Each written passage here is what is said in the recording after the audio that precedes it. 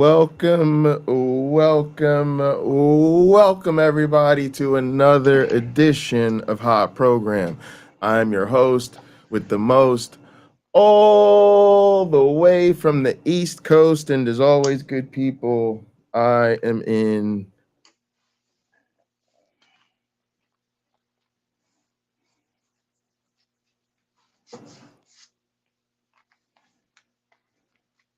airplane mode.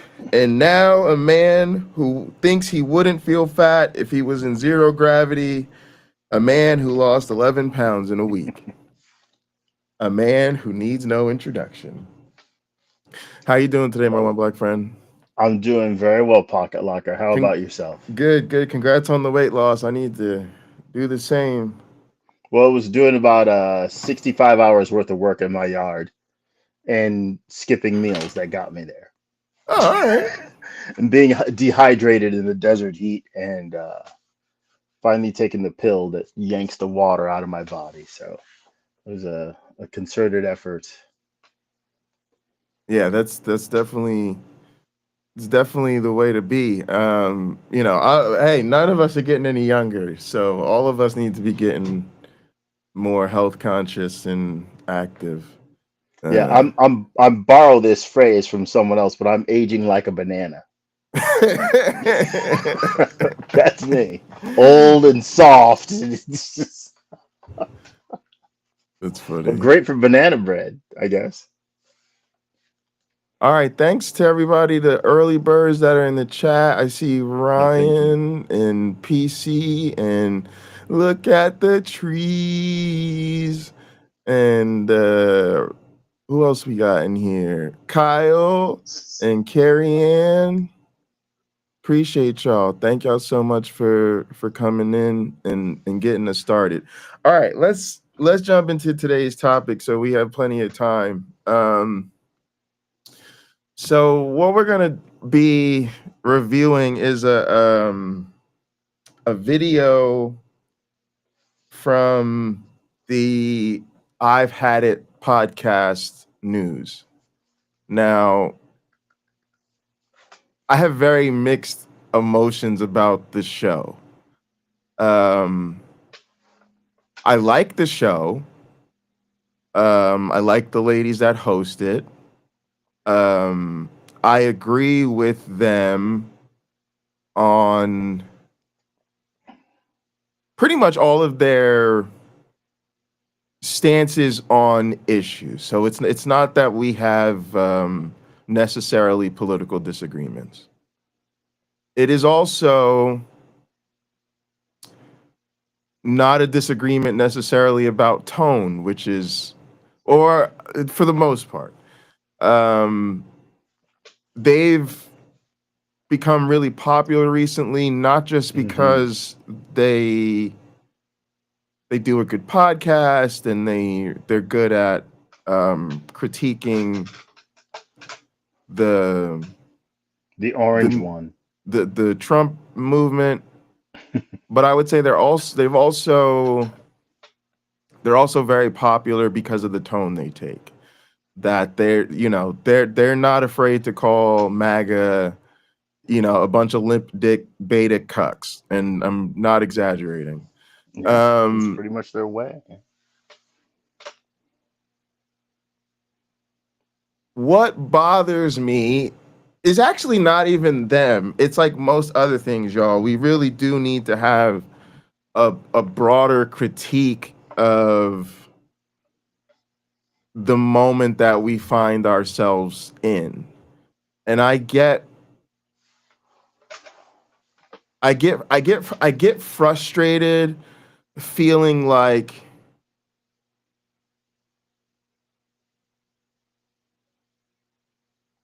people get celebrated for saying things and coming out in a certain way. I shouldn't use the term coming out.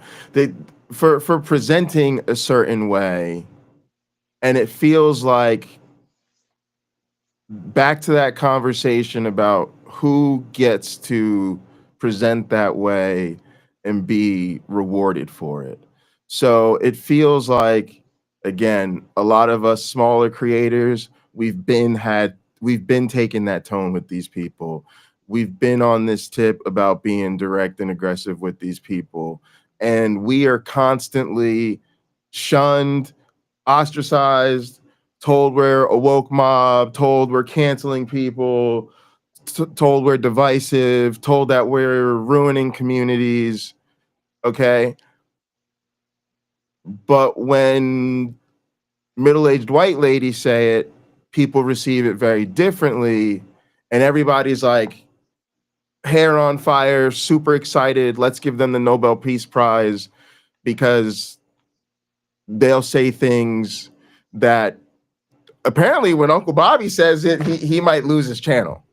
So, okay. So, but that's not them. Like, they're cool. It's just sort of like it just sucks to feel like, again, only certain people can get celebrated for having a certain attitude.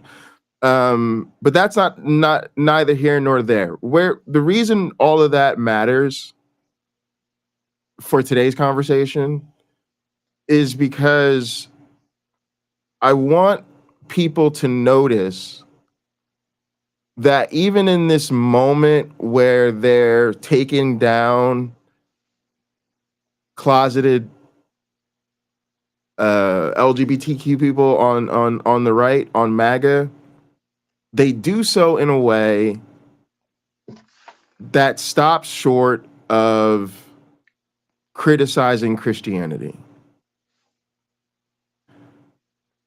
Largely, they are both from. No, one of them I think grew up in like an atheist household, and the Yeah, other one Jennifer grew did. up. Yeah, and the other one grew up. The one on the. I guess if I pull this up here, the one on the left here grew up in an atheist home, and the one on the Hmm. right grew up in a very, very religious home. Yes, she's still religious as far as I know. Yes, I think so. And that is my real issue here. And and it is not to be disrespectful on an interpersonal level to Christians on the left.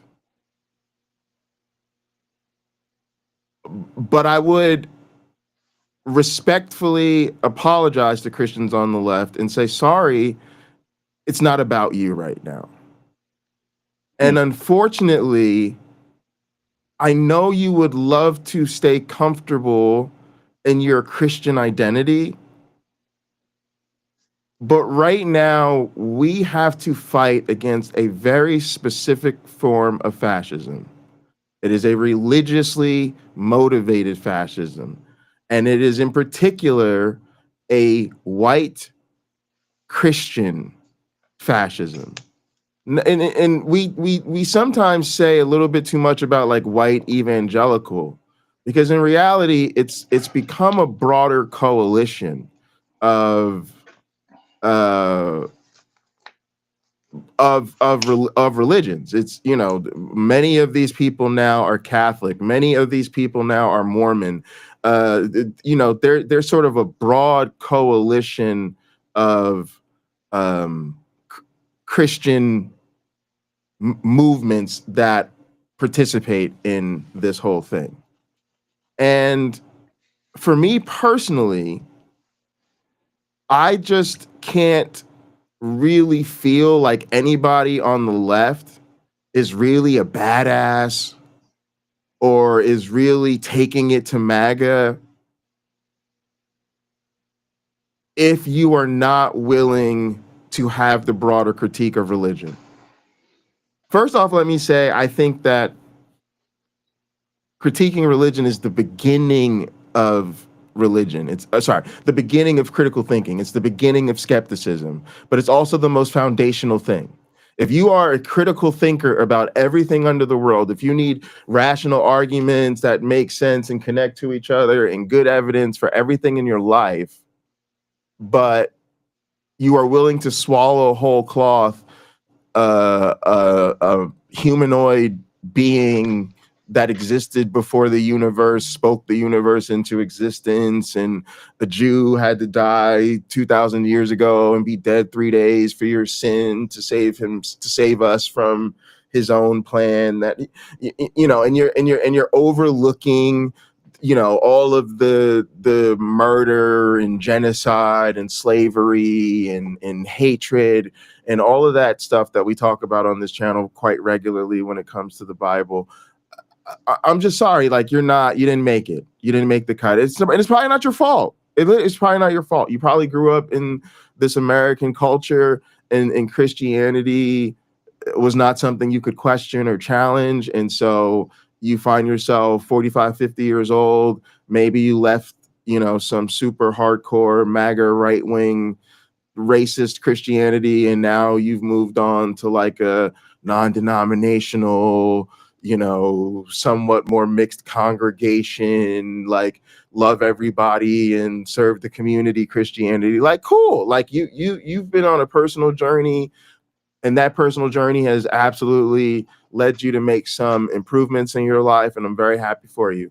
But this ain't gonna cut it. This ain't gonna cut it, gang. And a lot of us just have to have the courage of our convictions. You cannot fight against something that is destroying the lives of others. Have a situation where the basis of that persecution is something that is simply not true. And then sort of eat around the edges and say, hey, we can fight against this thing and we can fight to save people, but let's do so without addressing whether or not this thing is true.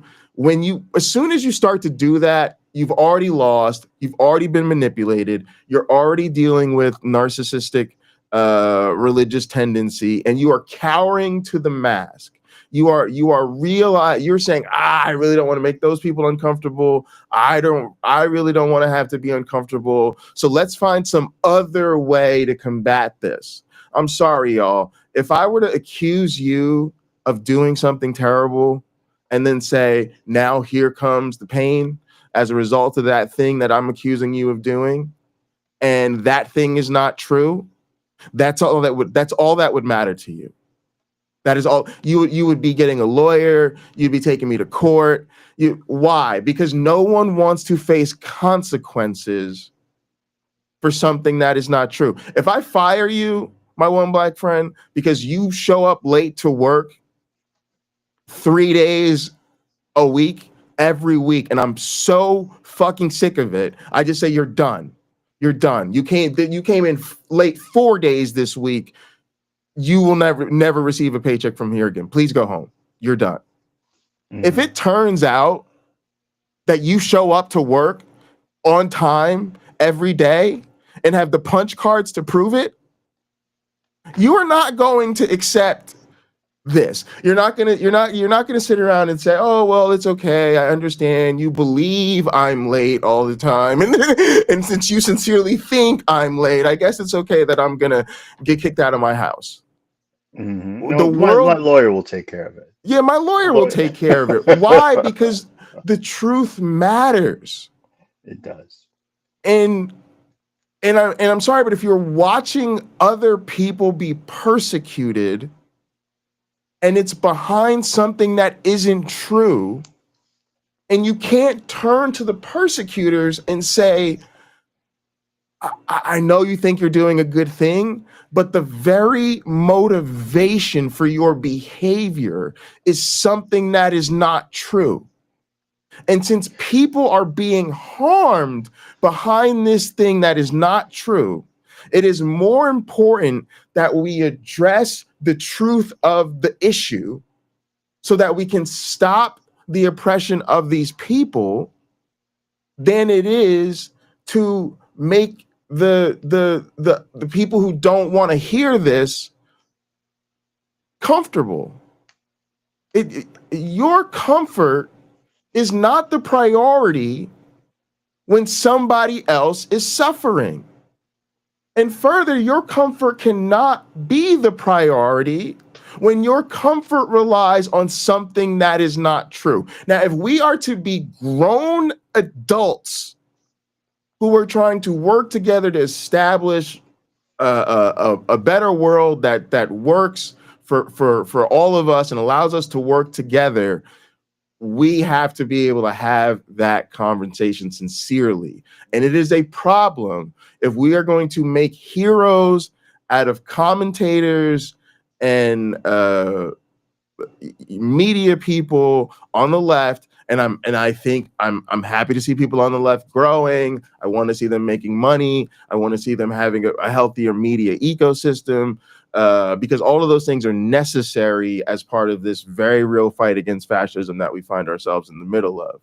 But those of us that are consuming this stuff have to be critical and have to demand more and say, we are fighting Christian religious fascism. And I don't see how we're going to do that if we're not going to fight against the fact that none of this is true to begin with.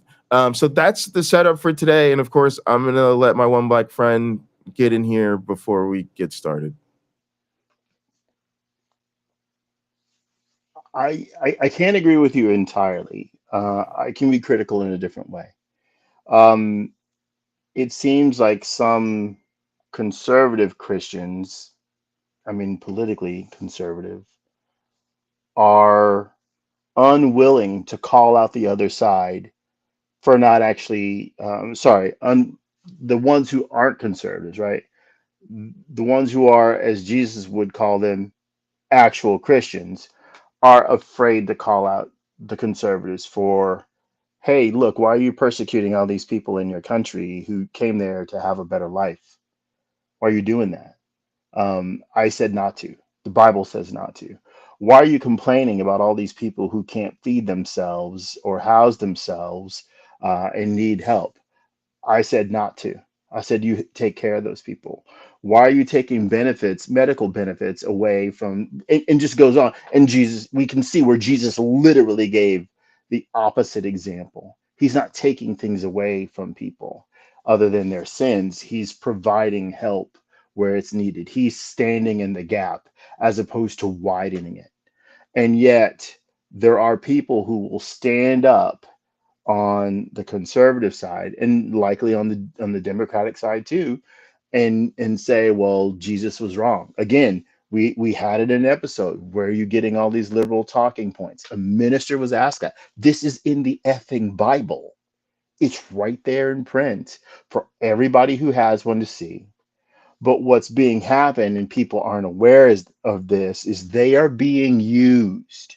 Their faith is a tool for the powerful to get their way and essentially do the exact opposite But I think that's of what why Jesus is commanding. but I think that's why we have to just stop playing this game. I try to be honest. It feels very childish at this point. Jesus is not God. And so even as a means to get adults to behave better, me personally, huge mistake to go to Jesus. Huge mistake to go to Jesus. Because number one, that is what makes them suckers. Like you said it really well, like that people use these people and they use their faith to manipulate these people. That's And right, so they a lot do. of times we think, okay, well, I got an idea. If we're gonna use people's faith to manipulate them, let's go into the Bible. Let's look at all the great things Jesus said. Love your neighbor. Don't stone that woman to death. Yeah, the tax collector's kind of paying taxes kind of sucks, but the tax collector's just doing his job, whatever. And let's use that to motivate people to behave better.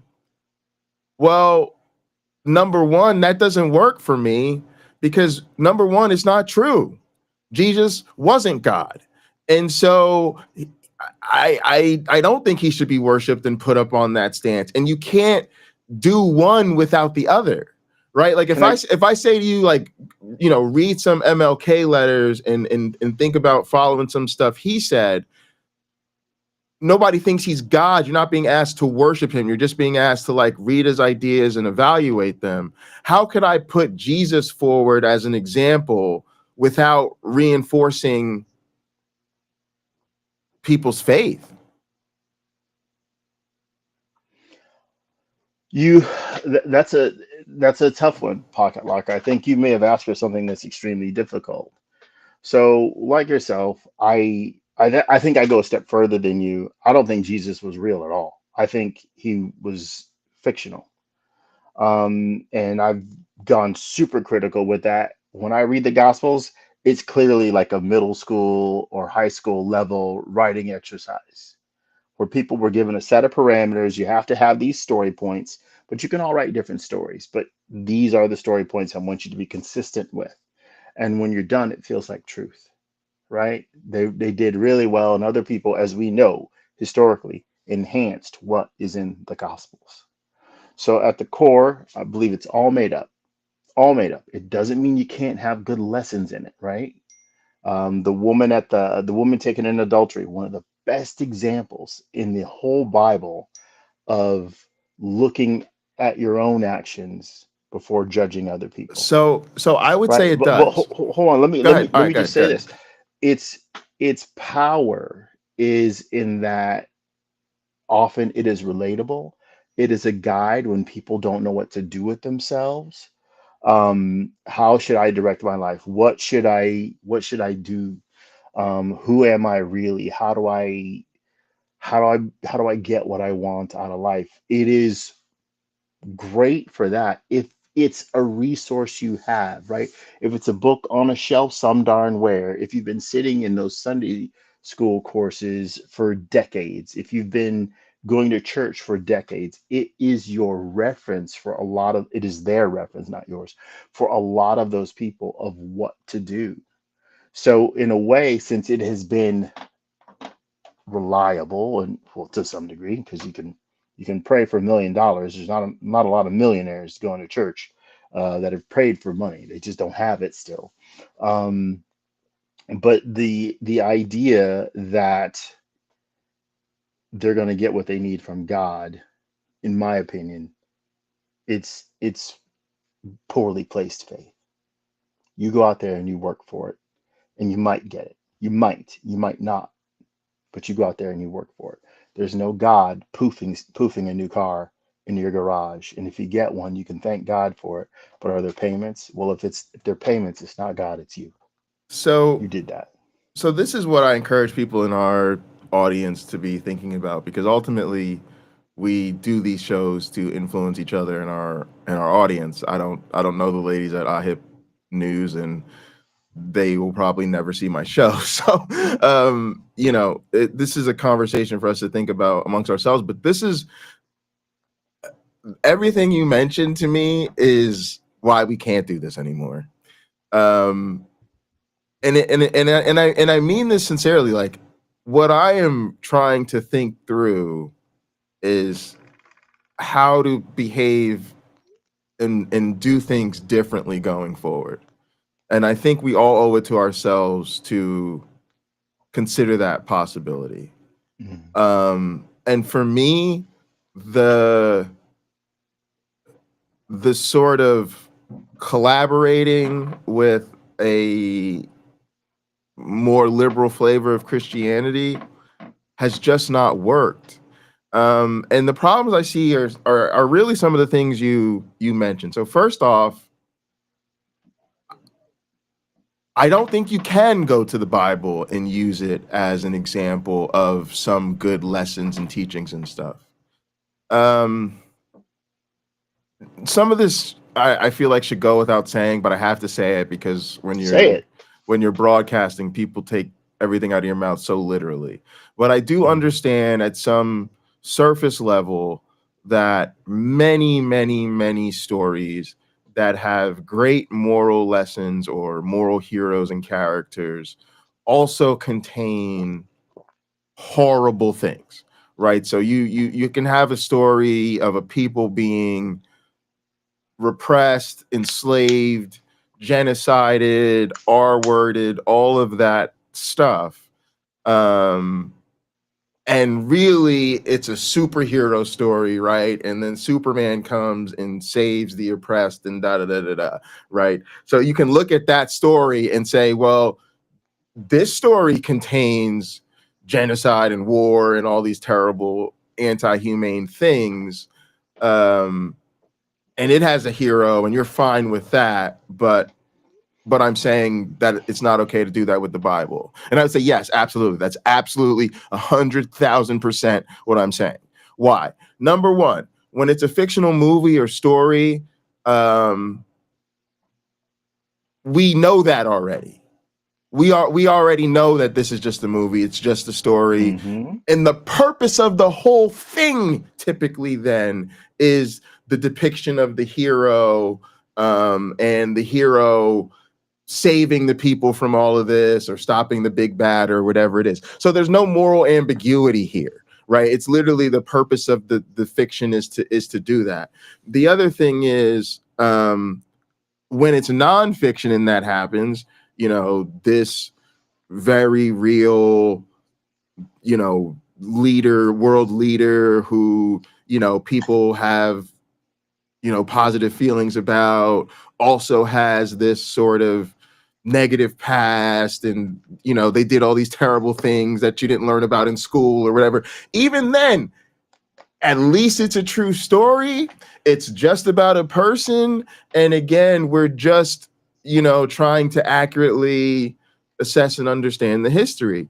The problem when you get into the Bible is that it's a religious text, so you can't just enforce it like, oh, well, yeah, I do think it's a cool story and it's got a couple of cool lessons in it. As soon as you do that, you are validating it as the holy religious sacred text that should govern everybody's life. And if we're honest with ourselves, I Christians. disagree. Finish your point. I just No, have to say I disagree. I know you can do it, my one black friend. What I'm saying is it's not something we can do socially as a strategy. Like, I think we're making the mistake of trying to beat the enemy using their playbook. The other problem I have with it is, which can be done. It can be done, but I don't think it can be done with the Bible. The problem with the Bible is the Bible. When you say love your neighbor, Jesus wouldn't judge the woman in adultery and da da da da da. Okay, somebody else is going to come along and say the stoning of heathens, biblical. The taking of other people's lands, biblical. The marrying of young underage women that you take as booty from your conquest, biblical. Slavery, biblical. So that's where I say no, because if I go to something else and say that this thing is a good moral story, I don't have to wrestle with that.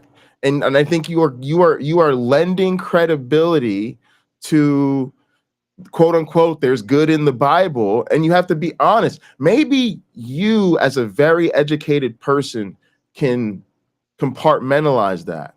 But what we have to be honest about is the average believer isn't going to be that nuanced. If you endorse, oh, Jesus said some good things, all they heard was my perfect Lord and Savior Jesus is amazing, and even you have to admit it. They're not going to hear, oh, the Bible's probably not literally true, there isn't really a God, but there are some great humanistic secular lessons in there, and I'd be happy to talk to you and make common ground off of these secular principles that are found in the Bible. Like, when we say that, we are giving ourselves what I feel like is a comfortable delusion. We are lying to ourselves about how this really goes. The other thing is,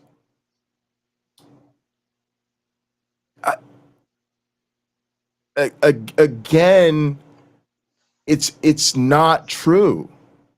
And so when you come to people and say, well, hey, let's look to the Bible and look to what Jesus said and da da da, you're you're reiterating it for them as though it was true. And so this is the thing.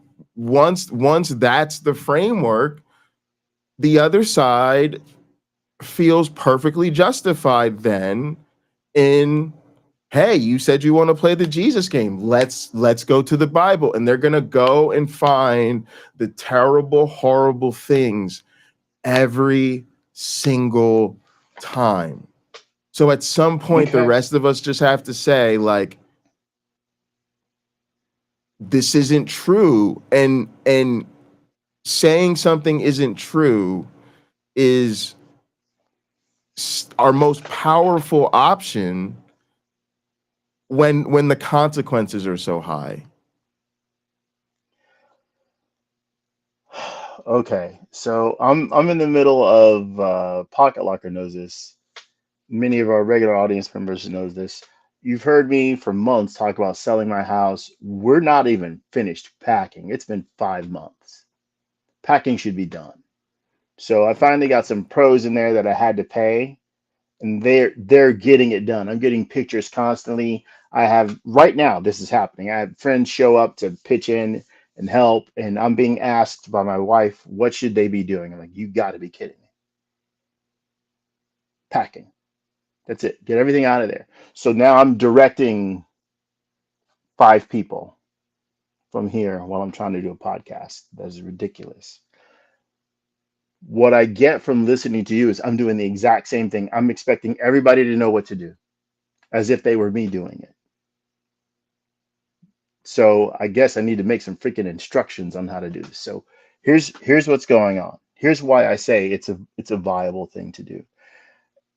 Though in my next breath I can in my first breath I can say, hey, there are some redeemable things in the Bible. There's some good stuff in there that Christians can adhere to, Jewish people can adhere to, and a regular everyday garden variety atheist is probably doing already.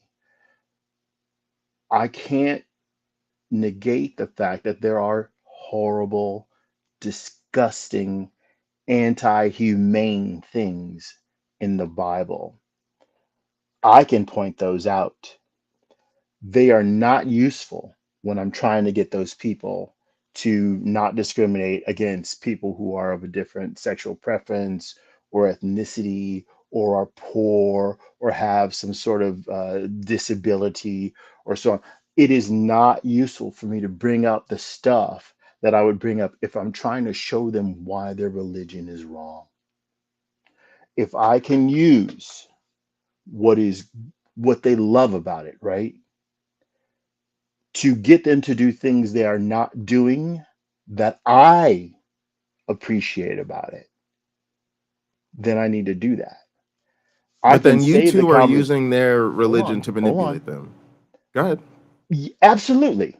You have heard me say from virtually day one on Hot Program, religion is useful. That's what it's for. That's what it's for if you are an outsider, right? Because and everyone is an outsider. Why? Because for as far as Christians go, because Christianity, what do they keep telling us? Not a religion. It is a personal relationship. Well, if that's true, then everyone else is outside of your relationship with Jesus, if you got one, or with God, if you got one. If I knew you were Everyone doing else this is to an me, I would outsider. hate you. You I would would hate hate you. me? Yes, yes. Because as a It's a very Christian, short line. if I when I was a Christian, I wanted the truth. I get the thing that some people are too far gone, but let's then have an honest discourse amongst ourselves and say some people in our lives are too far gone. This is how we handle the people in our life that are too far gone. And then let's admit that there is a certain paternalism to that. That there is a Can I can certain, I hate to say it, like they just don't have the education or the lived experience to really handle. So I've got to deal with them with these Christian kid gloves. pause, Go ahead. Go ahead. pause, pause. Go ahead. You need to break down what you are saying. Not stop saying it. You need to break it down. You said something that I find beautiful. You said when you were a Christian, you wanted the truth. Okay. I would say to any Christian who feels that way, start at the beginning of the Bible. Read the whole thing. There are No, people it's who've sorry, been but Christians. I'm saying for but a Well, lot of let them it me let me can't. just let me finish. Let me finish. We have a high level of literacy in America, in the United States. So just start in the first few pages. You're going to find that they got when the sun was created, they got that wrong. You're going to find there's no metal sky. It says there's a metal sky dome surrounding the earth. They got that wrong. There's tons of things in the first few pages the Bible gets wrong. And I would say, if you are a Christian, you are listening, you have to have, as Pocket Locker wanted the truth, you have to realize that the Bible that you're holding in your hands as you read it gets things wrong. It gets morality wrong with slavery. It gets morality wrong with selling your children, selling your effing children. It gets morality wrong with that. It gets morality wrong with how to treat people from other countries some of the time. Respecting the stranger, taking care of the stranger, the person from a foreign country while they're in their country. It gets that both right and wrong. That's the truth. The Old Testament, it can get it wrong because it says go ahead and steal land from these people over here. We're seeing that happen in real time in Gaza right now, right? In Israel right now. It's happening in real time. They are stealing other people's land and people are cheering them on, sending them money and bombs so they can keep doing it. That is utterly disgusting. It is utterly But disgusting again, but because we wouldn't want them who's doing that doing here. it? But who's doing it? It's mostly what I'm getting at is it's Christians doing it. It is mostly Christians doing it. So this is why this is all such a. Okay, Here's the other thing. go I ahead. think when you encourage these Christians with the good stuff, you are literally making them the suckers. The other ones, what people need to do now is they need to see through Christianity. What happens is right now the powerful people who know it's all BS, they don't care. They're gonna do what they want to do. Donald Trump and his cronies, they love to use Christianity. Yes, they do. What we need to do is go to the Christian type practice and say, hey, look, there's nothing to that. That's a bunch of nonsense. Because right now they're the suckers that think they have to stay stuck in Christianity. They have to go along with Christianity. They have to endorse what it is that Christians say should be going on, and instead of going to them and saying, hey, I hate to break it to you, but this stuff really isn't true, and what are you trying to figure out? Most people on the left, I hate to break this to people, they agree with the right. They just don't want the same energy, and maybe they don't have the same energy in terms of voting and policy, but they have the same beliefs. When you have people on the right who are trying to take away gay marriage again because we're just gonna keep revisiting things now because we're stuck in a loop. um when they go to do that, for them, it's going to be based in the Bible. For a man to lie with man is an abomination. Surely they shall be put to death. If that's not, I think everybody in the world has some serious self-examination to do. If for a man to lie with man is an abomination, surely they shall both be put to death. If that is not enough for you to say, leave that Bible alone, you've got some serious soul searching to do. Okay, can I address that real quick? Sure. All right. So if I'm sitting down and I'm having a discussion with Christians about this is one of those things I would bring up where I think the Bible is wrong, right? People loving each other, and if they're age appropriate, why are we having issues with that? Especially in most cases, if that's not your husband, what are you saying? Like, why do you even have an opinion about it? I go to Ezekiel. This is my stick pocket locker. If I have to If I have to show somebody why their faith in this book is wrong, or their belief on a particular social issue is wrong, I come right to Ezekiel, Ezekiel chapter 20. I almost don't need anything else. I don't need it to say anything else almost. Where God says in Ezekiel 20:24, because they had not executed my judgments, but had promised, but had despised my statutes and had polluted my Sabbaths, and their eyes were after their father's idol. Wherefore I gave them statutes that were not good, and judgments whereby they should not live. And then I ask the question, I say, this is God saying he gave the Israelites statutes that they should not live by, right? He told them, I want you to follow these rules, but the rules are how they should not live. They were not good. How do you know that a person being a homosexual and you stoning them to death because they love someone you didn't approve of is wrong? How do you know it's wrong? He's telling you he gave them crappy rules to live by. And I give them the space to think.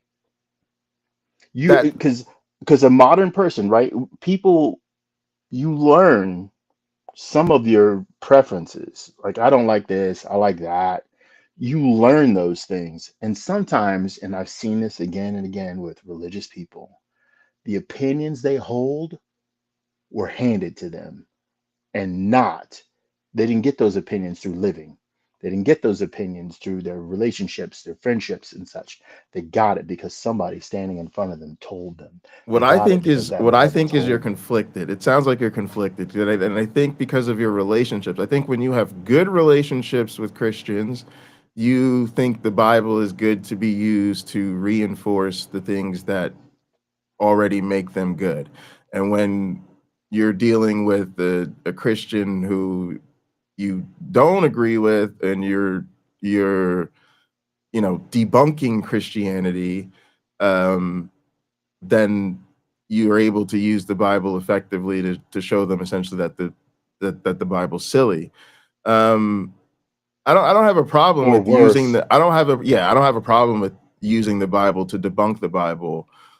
But what I do think is bad is to you're confusing me. I'd be confused, right? Because if I'm the good Christian in your life, you're going and you're saying, oh well, Jesus did say to do this and that and this and that, and I'm going, yeah, I'm doing this and that and this and that, and then you're going, that's great, and then I'm like, well, I pulled up your Facebook, and then I saw telling this other guy why the Bible is bunk. I just think when it comes to, there's almost a Venn diagram I think people need to do of the believers in your life. You, you you have to have a certain overlap to be effective with these people. You have to be sort of a skeptic or a non-believer, um, but you also have to be close enough to that person to care about them. That's why I feel like it's a problem. It's because most people in most believers' lives are also believers. Most of the people who are not believers or have a different belief system, or have thoughts that are critical to them, don't care enough about them to go there. If you are one of my mother's former coworkers or whatever, and you're Jewish or you're Muslim and you think Christianity is bullshit, you're just happy that my mom's a pleasant Christian to work alongside of. And if she's your boss, you sure as hell aren't going to ruffle those feathers. So it's not enough for those people to take an inventory of who they have in their lives that thinks differently than they do. It has to be who thinks differently, who in their life thinks differently enough, meaningfully. Number two has to be who is then close enough and invested enough in them to care about what they believe and how they live, to actually challenge them. So the relationship has to be there. And then number three, the person has to be an effective communicator. If I'm a ardent atheist and I want to talk to my mom about it, but I'm a shit communicator and I'm not actually good at talking about atheism, it doesn't matter. So when I say there's a disappointment in the people in our space to think about. It's different, and I'm just saying, I'm just reiterating this moment by fun to make the point that I've made to the audience before, which is you might be the only person in that believer's life who fits the bill, meaning you are the person in their life who is the most likely, if their faith is ever going to be challenged, it is most likely to come from you. Doesn't I'm mean it's happily easy. that person Yeah. 100% of the time. But the thing is, but then you got to do it. And that's my point. If you're that person, but then you as that person go, I don't want to make them uncomfortable. They're too far gone and they're a super Christian and they're committed to dying a Christian. Then you say hands off, or you say, well, fine, I'll just go to using the good parts of the Bible. Yes, I agree with loving your neighbor. I agree with not stealing. I agree with not murdering. And then they're never gonna get challenged. All right, I need you to define what does too far gone mean. I think you might have just defined it, So too but far gone. could you Yeah, no, please it's put a that by it's a itself? it's a it's kind of a cliche, and it's a bit of internet lingo that we use in these spaces a lot in political Mhm. conversations. But too far gone doesn't necessarily mean religious. It just means when a person has an ideology or something, and basically they're broken. Basically they're brainwashed, and they cannot be sort of brought back to reality through normal means. Um, it to, and that's the problem we're dealing with right now. We're dealing with the problem of the religion that's practiced in America is incredibly narcissistic. It is incredibly like, my religion is my culture and my identity, and how dare you challenge it, right? And so it it is a thing where what I'm getting at is most people above a certain age who are still religious are likely too far gone, or Mhm. they're at least pretending to be too far gone. Pretending to Now, the be. problem is on the left, on our side, we want to remain comfortable. So then we don't call out the Christianity. We're not willing to put people's feet to the fire. Some of it is strategic. I get it, because people are not ready to hear Christianity be challenged. But when that happens, we now can never know who is too far gone versus who has not been given the opportunity to see through this thing and come over to the right side. And again, we have to have the courage of our convictions. I would take it here. I would take it. Here's where I would really take it, my own, my friend. And this is not going to be something a lot of people like.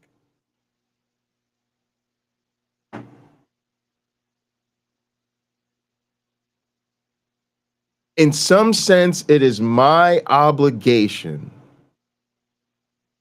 not in every single circumstance in my life, but for the most part, to make believers uncomfortable about their faith. And I would say that that is the case for a lot of us. And here's why: because you don't believe. That's it. What I mean by that is this. A lot of this stuff we're doing, we are putting other people on a pedestal higher than ourselves. When we treat ourselves as whole and with full integrity, I'm just here. And I have the obligation to be my full, genuine self that I would expect of anybody else. So if you bring up the conversation of religion in my presence, now, again, if I find myself in a legal situation where I can't say what I really think, or professional situation where I can't say what I really think, or we're all around a dying family member's bed. I'm not saying you got to be, a weirdo about it. Yeah, But keep it 100, Jay. So and so's dying. No, I don't have anybody right now. No, but what I don't like is I don't like when I try to really hammer home where I think we should be, and then people Yeah, put out these wild and out ass examples, and I'm just like, of course there's exceptions, of course there's time and place to consider. But what I'm getting at is a lot of us have failed to have the courage of our convictions. We have failed to bring an that is authentic voice to true. these conversations and say, no, this is all BS. And to say that, like, look, I'm not saying that to attack anybody. I'm saying that because that's how I really feel. I'm saying the same way you get to say I love Jesus, and yeah, I was in a really hardcore fundamentalist, white supremacist MAGA cult, but now I left and now I go to a non-denominational church, and we all love and we provide backpacks and we have a soup kitchen. I should say, okay, I'm really glad you're doing all those things in the community, but I got to be honest with you.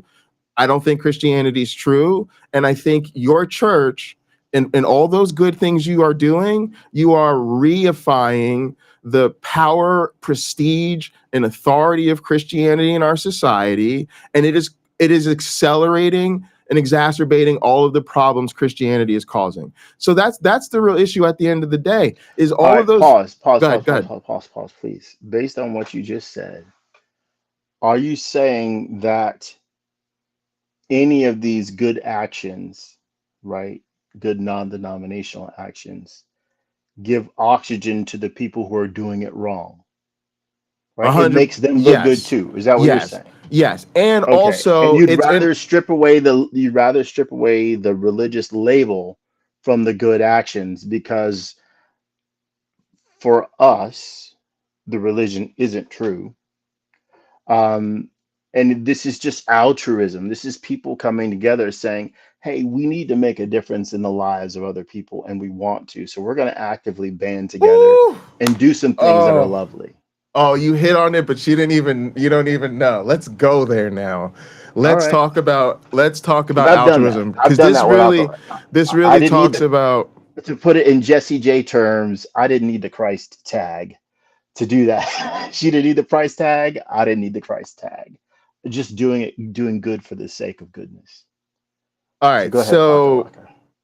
this is gonna be something. I don't even know. I'm trying to figure out the best way to show this. I'm like, should I draw? Like, should I draw? So I need everybody to imagine a Punnett square. All right, hang on. I'm creating a thing. Not everyone will remember what a Punnett I square I is. know. That's why I'm trying to Okay. do this thing. Draw. Okay, I got to draw. I got my draw tool. Hang on. Let's see if I can get artsy fartsy real quick here. Think of a Um, square divided into four equal parts. let's all right, here's It's the nature window. spreadsheet. All right. Now hopefully you guys can see that. All right. So opponent squares. Oh my god, that is the worst line ever. Let's undo that. Just keep going. Don't judge yourself. Just keep going. There's like a Use Microsoft line. Excel, Jay. Use There's like a Microsoft shape Excel. thing. All right, look. So look, let's do this. All right, that looks like a lot better. All right, there's a thing. All right, let's do another one of those things. Now draw a box All that right, you here can we see go. through. Okay, or Here we not. go. All right. And we're going to let's just do some text boxes. That way they're good. Let's say others over here, I think is the way this works. Oh, yeah, yeah. Okay, I know what I'm doing now. Um, and then we've got like self over here. Okay. And then the same thing, I think.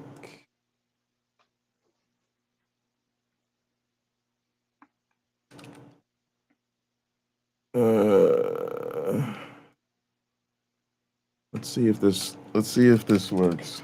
I actually have this in my notebook because I did this in my class.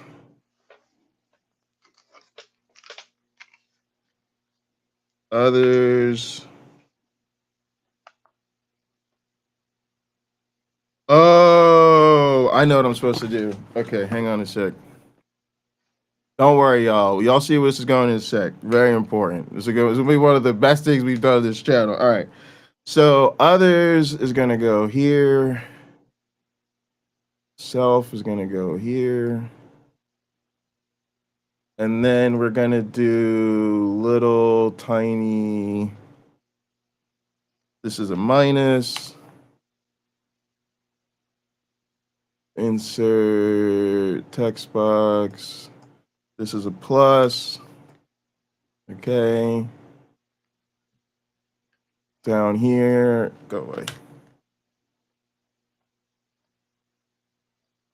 This is a minus. And this is a plus. All right. So first thing to do is think about this like this vertical line is obsessed self on top of it, right? And so over here is a plus. Think about a number line, positive to the right, negative to the left, right? This horizontal line is for others, and same thing. You have it should be positive up top and negative down at the bottom. I drew these twice and they're kind of confusing. All right, so here's where what we're getting at. All right, I'm gonna draw some big words here. Here's cooperation. Okay. Down here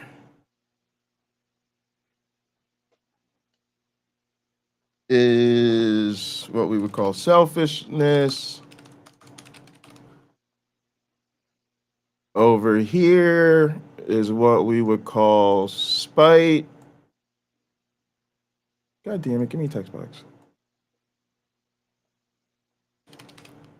And up here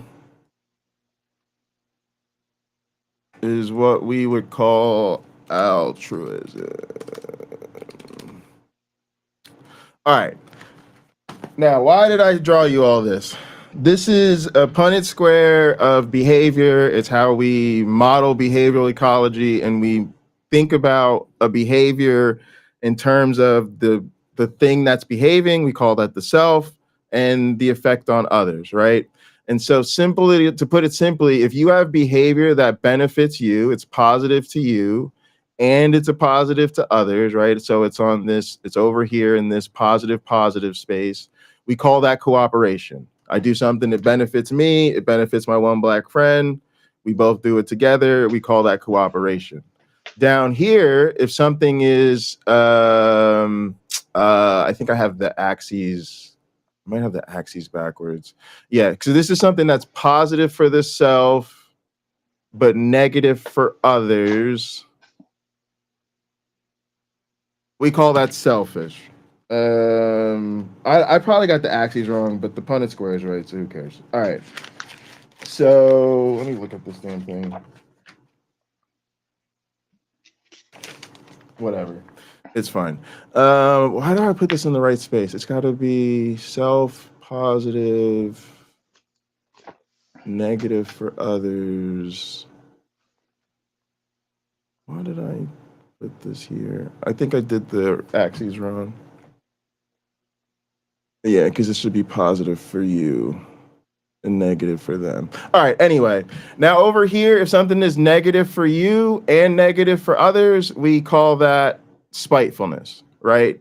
That is like, it's gonna harm me, but it's gonna take out the other person, right? Like, I hate my neighbor, I'm gonna drive my car through their driveway. Like, I will destroy their driveway, I will also ruin my car, I might also end up in jail, but I'm gonna ruin their day, right? So we call that spiteful behavior. Altruism is a very particular form of behavior, and it's only considered altruism if it's negative to the self but positive to the others, right? The reason that's actually why this is so important. This is so important because scientists had to literally figure out how altruism evolves. If you think about natural selection, altruism doesn't make any sense. Why would you do something that hurts you, right?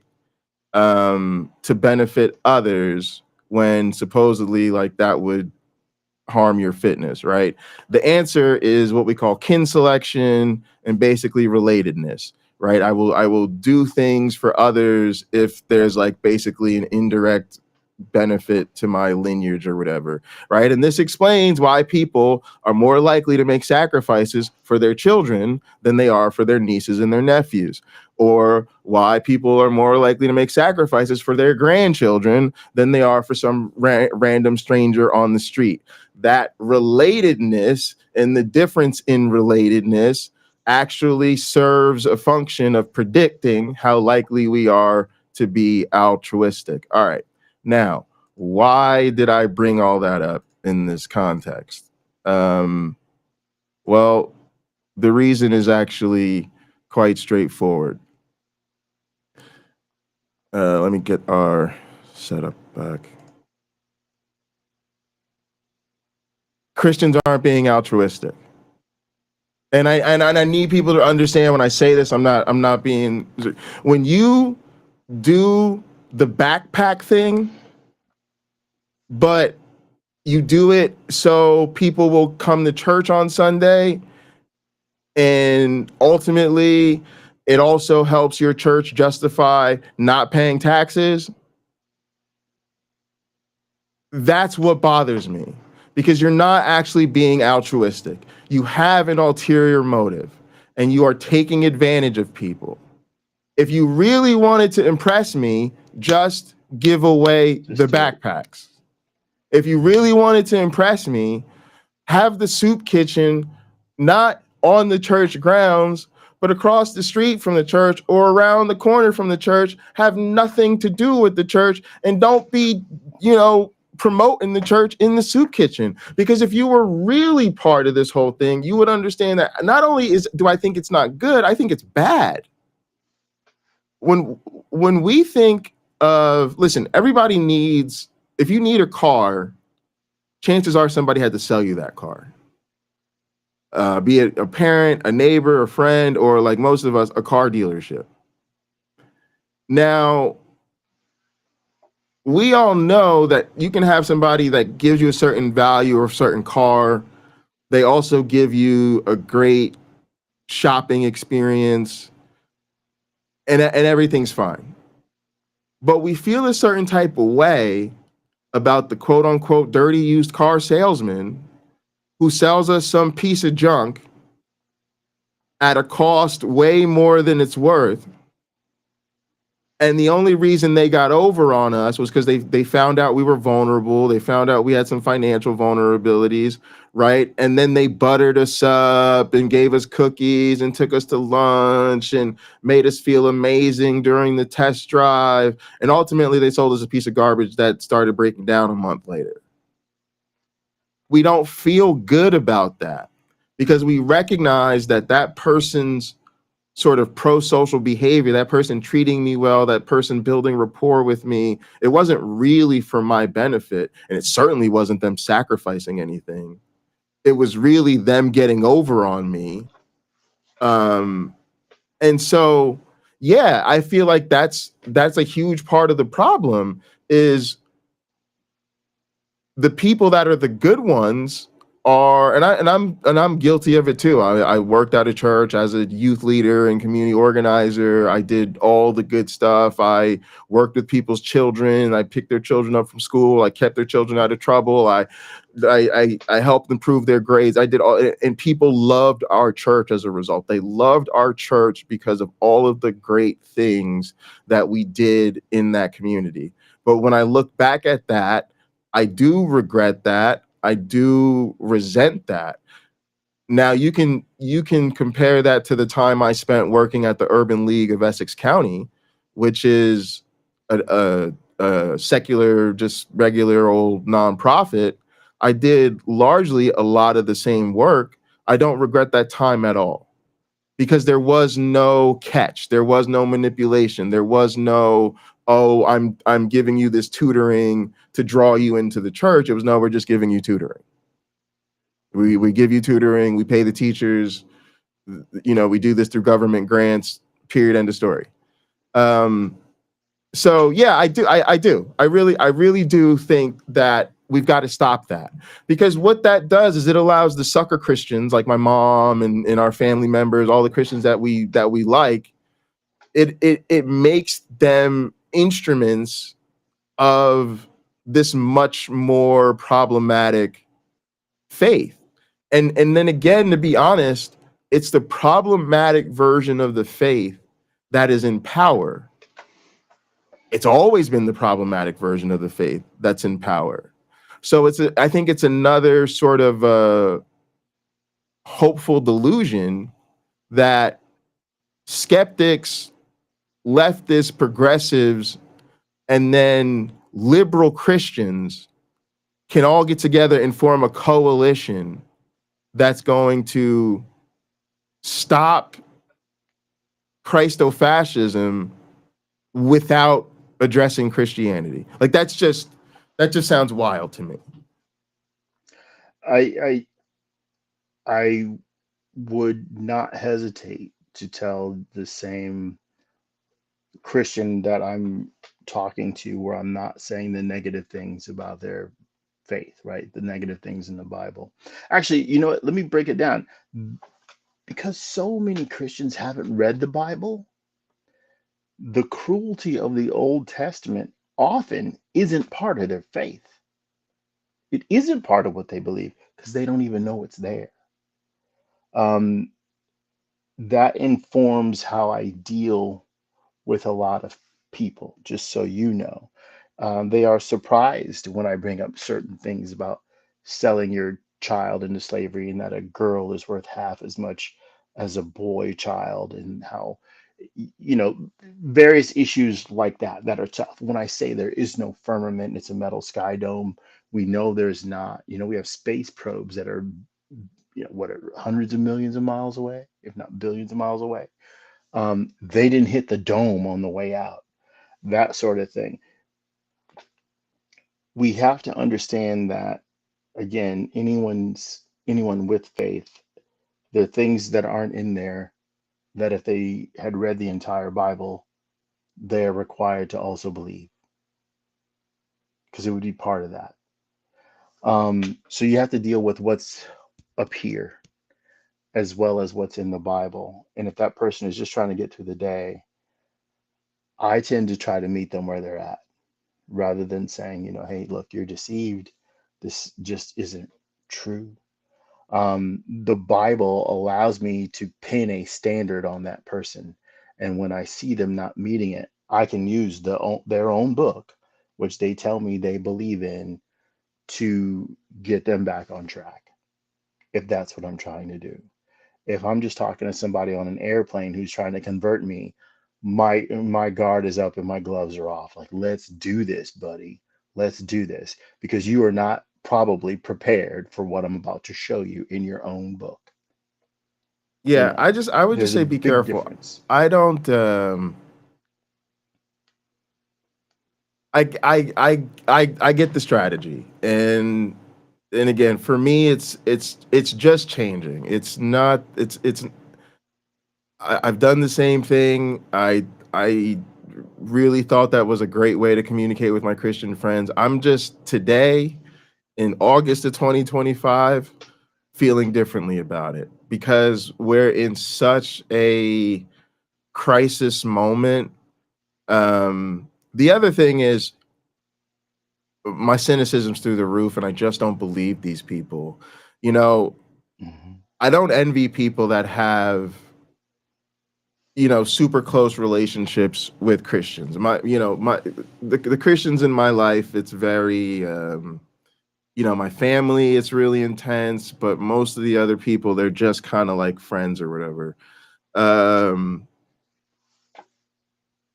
what am I getting at? It's hard to convince me about the sincerity of your faith without also convincing me that you were not a fully formed adult. Um, so That's pretty one, harsh. it is harsh, but that I'm just being honest Super with you. harsh. But again, I'm not trying to be a jerk. I'm trying to have the courage of my convictions, right? I'm trying to say what I really want, what I really mean, because I'm so resentful that when I was a believer, people didn't say what they really meant to me. First off, a lot of these people, because let me repeat what I said.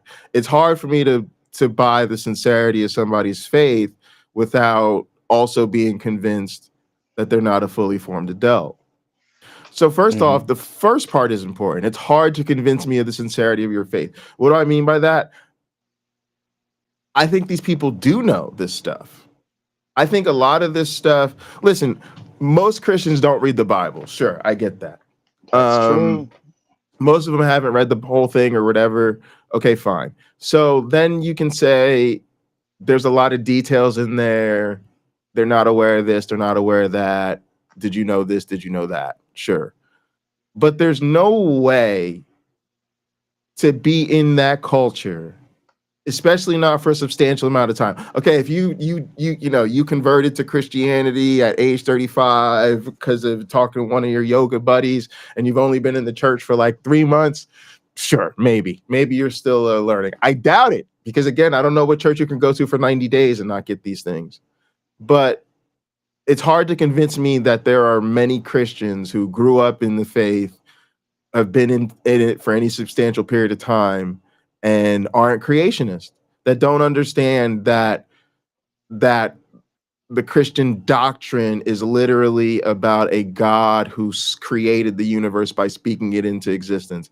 Maybe they haven't read the entire Genesis account, but trust me, there's enough between the songs and the sermons and the small group study or whatever. They damn sure know about Hmm. creationism. They know about Noah's Ark. Now, when they say they know about Noah's Ark, they mean there was a flood and there was a boat and God put the animals on it 2 by 2. And then after 40 days, he saved them or whatever and whatever. Okay. Hmm. So they know the story. Now, when you hit them with so you realize God killed every living thing on the planet except for 2 of each animal in this one family, they don't, they're not going to put it like that. But again, it's hard to convince me you've been a Christian for any substantial period of time and you don't know the story. You don't know about Adam and Eve, or you don't know that Christians persecute LGBTQ people. And this is what I mean too about a lot of times that those liberal people, they're kind of lying to you, because here's what they're really saying a lot of times.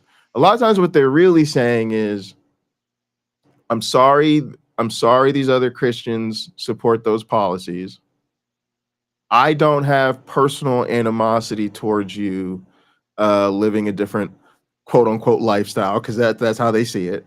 Um, and they want it to kind of stop there. And that's what we think of as the liberal Christian position. But I think most liberal Christians are not saying the obvious part, which is that they do believe the same faith. They do believe in the same God and the same Bible. And they do believe that it is that God's word that homosexuality is a sin. And so the truth is, they will, if push comes to shove, a lot of them will admit that they either believe it's a sin or understand it to be a sin according to their faith, however they're going to say it so that they don't sound like a jerk. But that's the problem. That is the problem, is that when you're now trying to rely on these people to really get things moving and shaking so we could really change things, they're really only with you so far. Because again, do you think your humanity or your uniqueness is more important to them than their faith, than their God? Do we really think in their heart of hearts, as people who identify as Christians, that they would really go against the word of God to be allies? This is just stuff that, yes, I've tried let it like me everybody else, but it hasn't worked. And right now in 2025, it just feels like we need a reality check. Go ahead, go pocket ahead. locker. I think it depends on who you're talking to. So some dear friends who are helping out in my house today. Thank you so much. I used to go to my friend Jane's house, who's the mother of my friend Kelly, for holiday dinners, Easter, Christmas, Thanksgiving. And one of the people who would often show up, and I looked forward to seeing him all the time, was Father Tom. Father Tom was an Episcopal priest. He's now retired.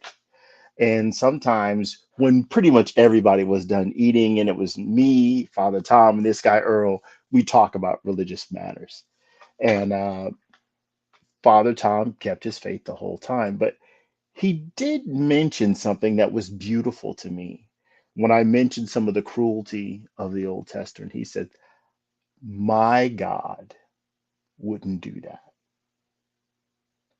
Now, I want you to know this man preached from the Bible, right?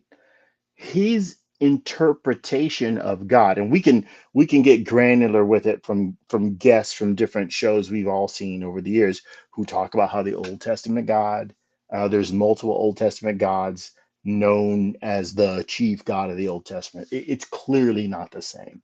Jesus' God is clearly not the same as the God of the Old Testament. But anyway,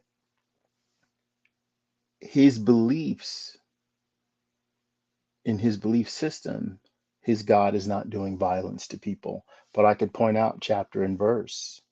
For him, the God he believes in is above that. I would laugh in his face. And Sounds like a narcissistic coward. I gotta be honest, I would well, I well, well, would hold on, hold on, hold on, laugh in hold his on, face. hold on. That is true probably of billions of Christians. As I pointed out earlier, they often consider their faith to be a personal relationship. So I'm sure everybody watching this has had the following problem. The person you're in love with fails to see you as you are sometimes, and they view you as an idealized version of you that lacks some of the flaws that you wrestle with, and it's frustrating And do you know because you that need them. What? that's literally a telltale sign of narcissistic abuse. That is the pattern of dealing with the narcissist, is that they love bomb you, they idealize you, and as soon as they inevitably get to know you and get in an intimate relationship with you, and you turn out to actually be a real human being, they start to devalue you and discard you. So and it is exactly the same thing that happens in religion. It is exactly the same thing they Okay, do, right? The love but bombing okay, then and then the then community and the cookouts, keep and this then comment up there. Keep the comment up. I'm sorry, but I just want to finish what I was go saying. guide, guide, guide. Yeah, we're fine. You have to understand that people aren't all on the same level. It's not uniform. It says it should be, it's not. That's not something that's going to be achieved. And we know it's not going to be achieved because it's simply not true. What You know, the Bible has things that are out and out falsehoods. And we've discovered this over time. They were known to be false at the time certain portions of the Bible were written, and people left it in there anyway, right? We know there have been corrections made. Most Bibles today have footnotes that go unread saying, look, we have other manuscripts that say the opposite of this, or we kept this in there, but some manuscripts leave it out. You can find ample YouTube videos of ministers and individuals saying this is a false text. The people who made this Bible took out the following verses and they took out this chapter, that chapter. Yeah. But what they don't acknowledge is that the older manuscripts, the oldest ones we have, leave those things out. So maybe they were never intended to be in there by the original authors.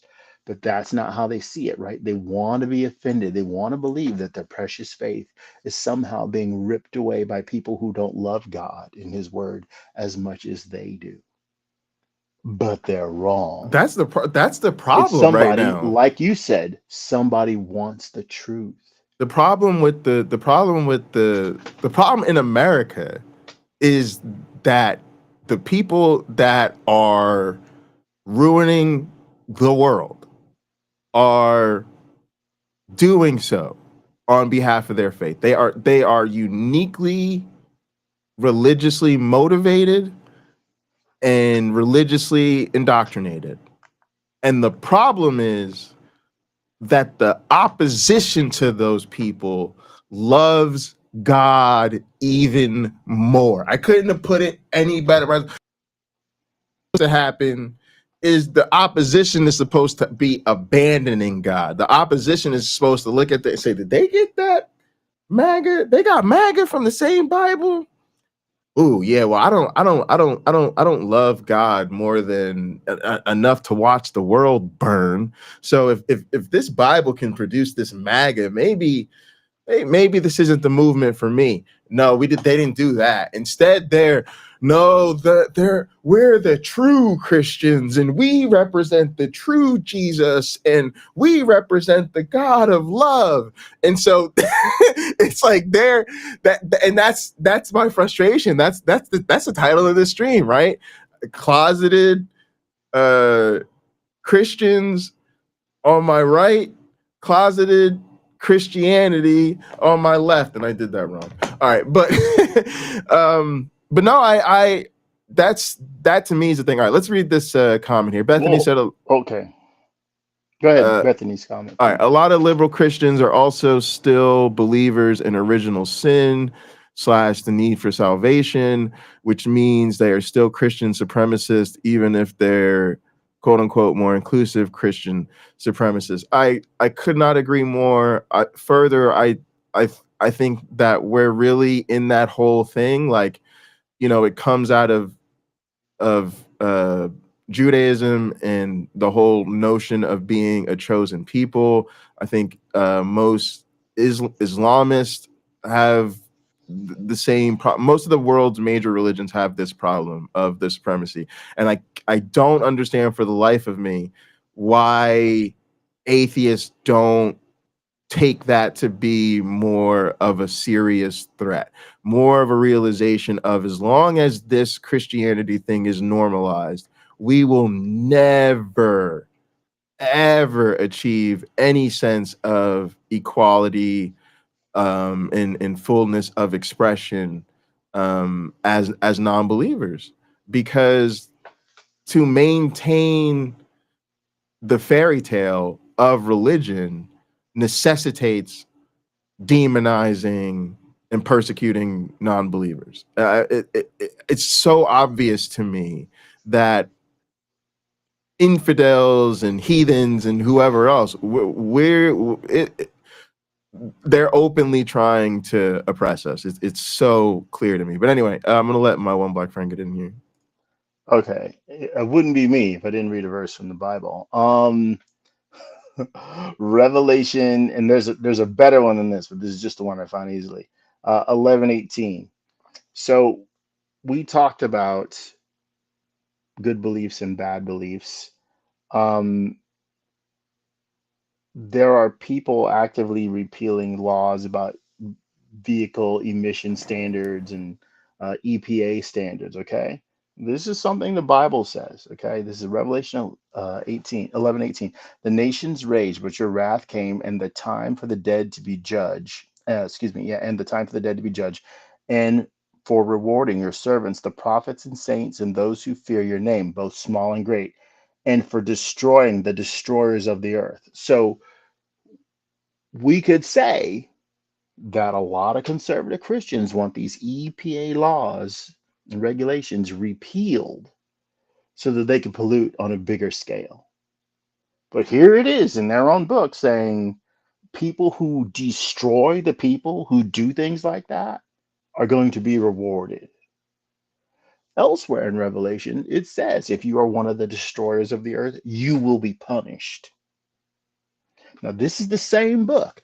I realize it's at the end. I guess Revelation has stuff that scares people in it. It's not scary to me, but there it is in their own text in more than one place, and it's being ignored. Again, you can use the faithful. You can use them as tools to get what you want. Even this, what do we say? They go right to the front of the Bible. The earth endureth, right? The earth's going to take care of itself. God's going to take care of the earth. Right here, this is telling me that people can destroy the earth. Well, which one is it? And I got a second one to back this up. Which one of the three is it? We clearly see signs of how our planet can be damaged by human carelessness. So I think we owe it to the earth to look after. I can find you a But verse for that again, but too. again, now, but again, but that I think that's insane because I think Christianity is a death pact that is looking forward to the end of the planet. I think this is like going over the fire safety plan with arsonists.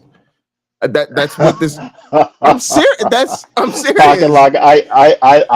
You. That's funny. Um, I, I, I used to think that Joe Biden had a bit of this in him, where he was hoping that he could do things that would provoke the return of Jesus, which is why he was so supportive of Israel bombing the crap out of Gaza, because now all the nations are going to gather in Megiddo but that and come against is. Israel. And finally, Jesus will come back, and I can see him being a little pissed off. Guys, I was on the toilet when he started all this crap. I didn't get to finish reading my comic book, and now I have to bring about the end of the world, which sucks because I wasn't done doing my things. I still had stuff on my list. Right? Can people really force the God of everything, if there is one, But to come out of his? this is really what's happening right now, and that is so much of the justification of our support for Israel and why people are okay with it. It's, I mean, it's scary. Let me read this comment because I want to, Yeah, because keep Vic. it'll get us back to where it goes. Let me read Vic Let's comment, if you Oh, okay, will. go ahead. Yeah. And thank you, Vic Lit. Thank you so much. I 100% remember making up the kind of God that I thought would be best aligned with my principles. The only teaching I heard was God equals perfect father. So I made up what I thought was the perfect father. Yeah. Thank you. Yeah. And look, I did the same thing. I was an evolutionary biologist. I thought, you know, God used evolution as the means of creation, and I was super pro LGBTQ, and I thought a lot of even other faiths really they actually worship the same God, so they also had relationships and their religions were even fine because they were their own systematic theologies that God could honor. Look, y'all, and again, I just think that as we grow and change, we mature, and we should, again, as thinking as an evolutionary biologist, we should demand the same for the world around us. Because if we're not adapting, if we're not changing, we're gonna perish. And I really do believe, largely due to science, we're at a time when not only is religion not the best tool for us to be using anymore, we can really see its harm, and we really have a far better alternative. Um, but wait, but I don't get too sidetracked. So this comment, because I think this comment gets back to your story with Father Good Guy. Um, Father Tom. Yeah. the um and again, 3, 4, 5 years ago, total different interaction between me and Father Tom. But today, the Hmm. conversation between me and Father Tom starts with me laughing in his face and trying to get real with him and hoping that that goes well. And if it doesn't, it ends up with me cursing him out. Um, because He what it wouldn't is, deserve that, just so you know. so then hopefully he would receive the laughter well, right? Because it's like, look, man, I get that people are trying to be comfortable, but what are we talking about? If somebody comes to me and says I'm a Christian, but then tells me all the horrible things, that's not my God. To be honest with you, I'm laughing and trying. I'm laughing because I'm trying not to curse him out, and I'm trying not to curse him out because I would be like, how dare you insult me like this? Because well, a Um, lot of times what happens is we let I'm a non-believer now. So right, so when I'm in conversation with believers, they own the believer space. But the reality is I spent most of my life as a believer, and I would be insulted now for somebody that's a Christian to say that that's not their God. That is your God. Like where do you think Christianity comes from? And even Jesus believed that he was a Jew. He believed in the God of the Old Testament. And he said that the Old Testament law was still the law. Not a jot or a tittle So these will perish from the so law. this is Hmm. that is exactly the type of thing we can't tolerate, in my opinion, in this moment. And again, Well, maybe Father Tom 3 or 4 years ago, it would have been cool. But today it would be, Father Tom, it's 2025. I need you to look around and read the room and recognize that all of these terribly oppressive things, Christians are doing this to us. And what you are doing is sidestepping any accountability that needs to be had so that you can remain comfortable with this faith that you just made up, which by the way is it's so much worse when these Christians do it. The people who should be saying that's not my God are the spiritual weirdos. It should be the spiritual weirdos and the deists. No, I'm serious, because the spiritual weirdest and the spiritual weirdos and the deists, if you're a deist, you just say God started it and left it alone or whatever, right? And so then you get to that's the fill in the safest position right. ever And so then you get to fill in for faith in a God. Yeah. right. So then what that God does now or how that God works with you now is totally left up to your interpretation, right? Or if you're spiritual, then yeah, you can make up whatever God you'd like, and you can say my God is Tony the Tiger, and Tony the Tiger loves everybody, and I can't disagree with that because I don't know the theology of Tony the Tiger. But when you are a These are great. Christian, when you are a Christian and you tell us, oh, that's not my God, you are just lying to my face. And you're lying to the face of people who inherited the same Christianity you did. Some of us are like, I come from 5 generations of ministers. Some of us worked at churches. Some of us studied to be apologists or studied to be a minister or worked in Hmm. churches or were, part of the ministry team or whatever it was. And now you got the audacity to tell us that the God, all the big bad things that happen in the Bible, that's not really the God of Christianity. Man, I wish you would try to tell me that nonsense in 2025. It's a Okay. different conversation, man. Okay. So here we got some comments we need to put up. Crystal says All Mike right, let me Johnson see. went to Israel to slay. It says Fred heifers. I know what she means. Red heifers Red to heifers, usher yeah, in yeah. the apocalypse. This is happening. Okay. Some of you may recall, probably months ago, I said with all this stuff is doing, attacking other countries, I said I'm here for it. Let them do it. Let them do it, because what it's gonna prove is that all the nations aren't going to gather in Megiddo and come against Israel. Jesus isn't going to come back with legions of angels and start wiping them out, right? These people didn't know what an armored tank was. They didn't know what a F-22 fighter jet was. There's all this stuff they didn't know when the book of Revelation was written. There's all this stuff they didn't know, where Amos, Jeremiah, Ezekiel, they didn't know about this stuff we have today. So, no, they're not right. They're wrong. And you can kill all the red heifers you want and not make Angus steak burgers, but Jesus ain't coming. He's not. He's not. He's not getting off the toilet to come down here because he's not on the toilet up there. Okay, It's but not here's the thing. happening.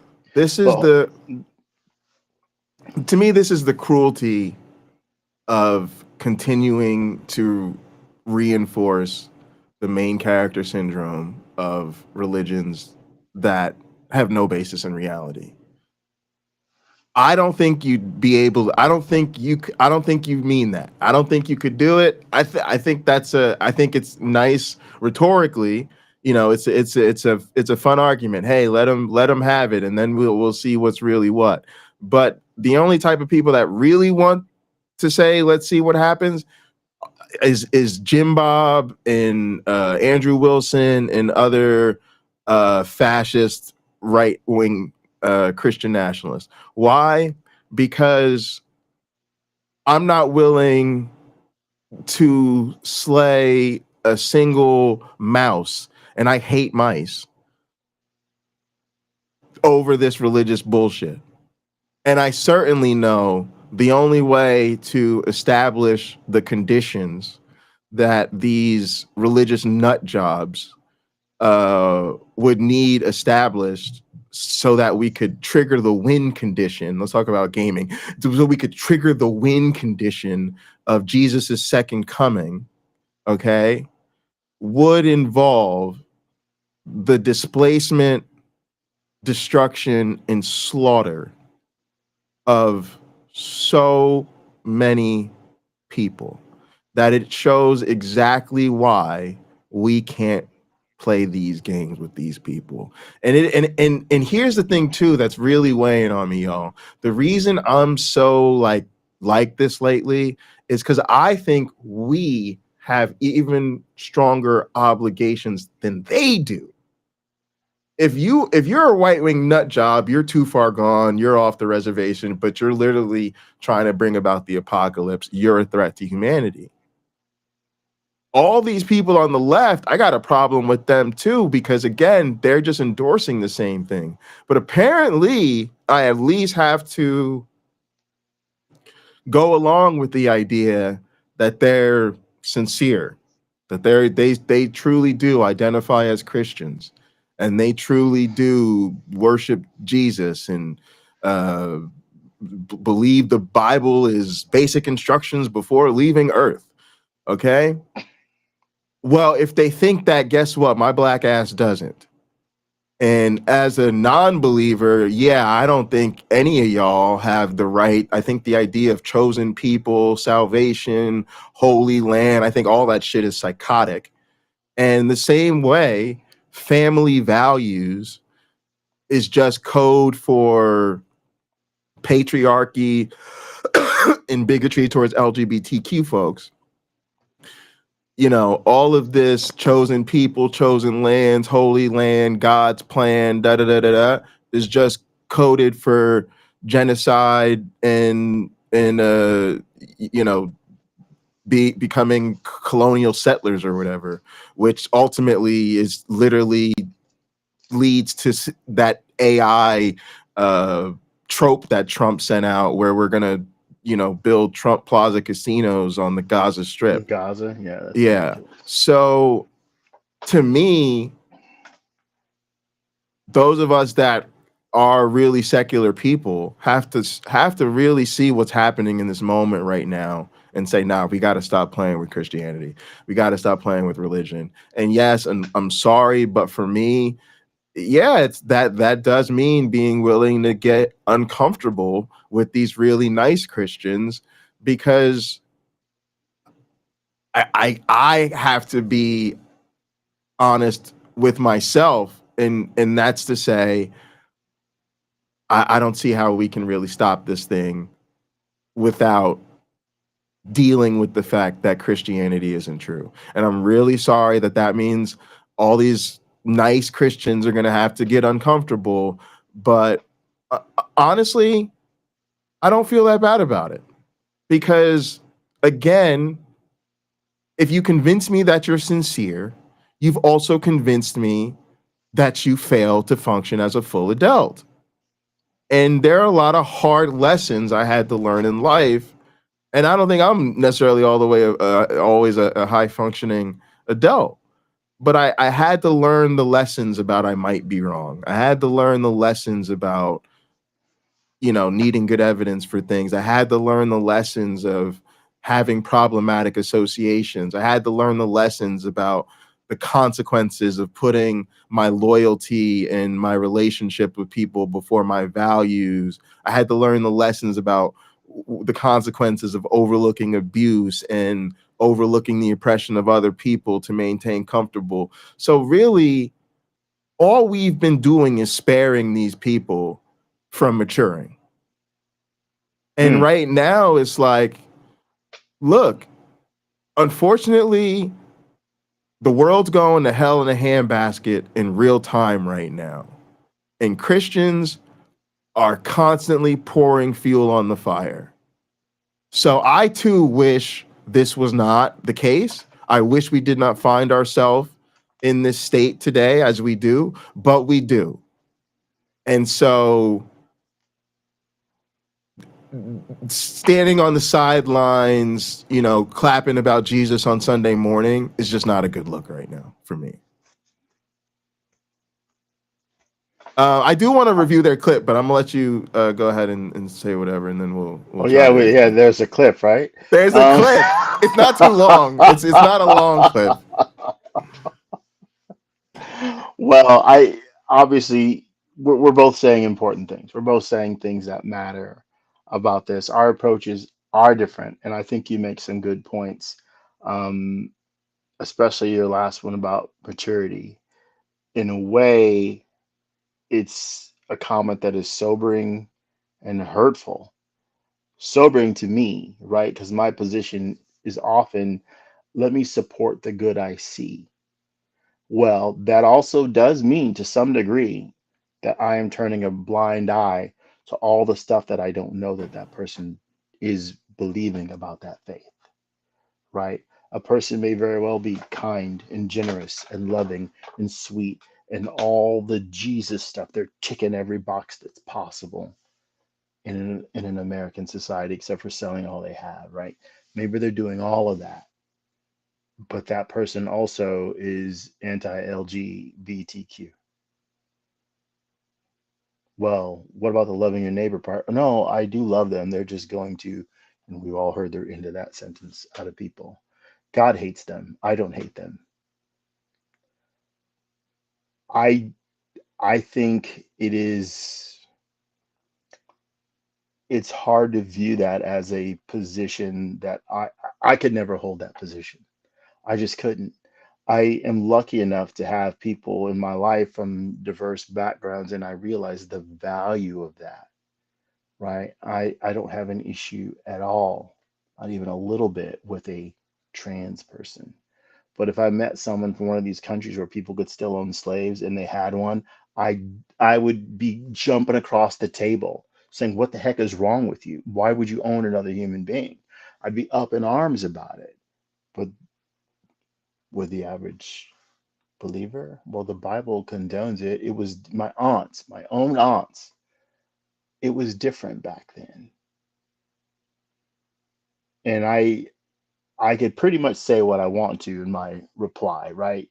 They've all heard me curse. They've all heard me, be insulting about this issue or that issue, about to this person or that person, or about this person or that person. They haven't heard me do that to them. But I would have to say, you are utterly wrong-headed to think that it was ever okay. I don't give a damn what the book says. I don't. But they The book do. is They wrong. they they do. And I There hate to are break it to you, people, they there are, think. and I would lave to talk to a Sean But McDowell hang on. They or don't. a, But even most of go these ahead. people, they don't actually think slavery is wrong. Let's be clear about this. What they Some of them think, don't. I don't know if what they most, but what some of they them think don't. is what they think is God they know what was in the Bible, and they justify that by basically saying God had to speak to those people in the cultural lingo of their time or whatever, right? And Yeah. now they just see it as the social cultural time of now is that slavery is unacceptable. But if you then put those two things together, what they're really ultimately saying is that slavery is okay if God endorses it. And essentially, God had endorsed it when people were cool with it. Now, people aren't cool with it, right? So they're not really saying slavery is wrong biblically. They think slavery is wrong socially. What they're really saying is slavery is now socially unacceptable, but they don't really think slavery is immoral, because then they'd have to admit that something their God did was fundamentally immoral, and they can't admit that. So they give us cultural relativism then and cultural relativism now, because at least that's consistent. I think we have to be charitable and take it on a case by case basis, a person by person basis, Yeah, because I you just would mean agree they don't all overall. believe And the same. They don't all believe the same way about that issue, and we can bring up equivalent issues where they don't all believe the sure, same. but there's Could I millions of could I them. take Yeah. G Man? Could I take the Christian G Man and say, okay, you're telling me slavery isn't wrong. So if I could buy you a first class ticket to a country where there's still slavery, where it's still legal, could I trade your life for one of theirs? And I walk up to the slave owner and say, look, I got this volunteer. He's from the New York area. He talks quickly, but he looks like he's probably still, got a lot of life left in him. Let me swap him out for somebody you got in your country. One of your slaves that you own, I'll trade you for him. Would G-Man do that? Could I No, but trade that's him? And that's could I the start laugh. taking Christians in this country and sending them to other countries But saying, hey, again, we're that's going to bring those slaves and put them up in your house and all this stuff? What? don't assume that they're not. It's not that they're dumb, but they get that's a clever little cute thought experiment. But they understand that the reality is that this thing is inextricably tied to white supremacy. So they know that, or at least in their minds they know that they're not the ones who are going to end up slaves, and they know the laws will be rewritten to make sure that when they have that type of debt, they don't end up in, it's that's the whole game. All right, let's check out this clip. It is a fun Kankles one. McTaco Tits, who I've nicknamed Kanks for expediency. Kanks tried to give a microphone a blowjob on the campaign trail.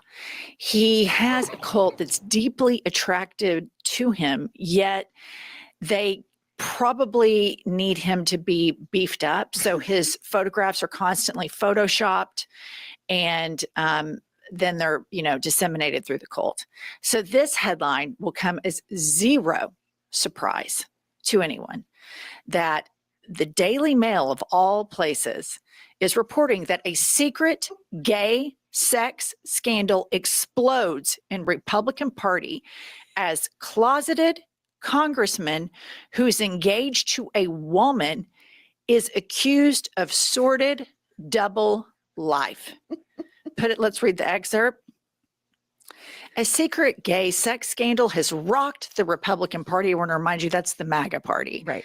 As married men and a sitting member of Congress have been accused of sleeping with male escorts, even as their party thunders about traditional family values.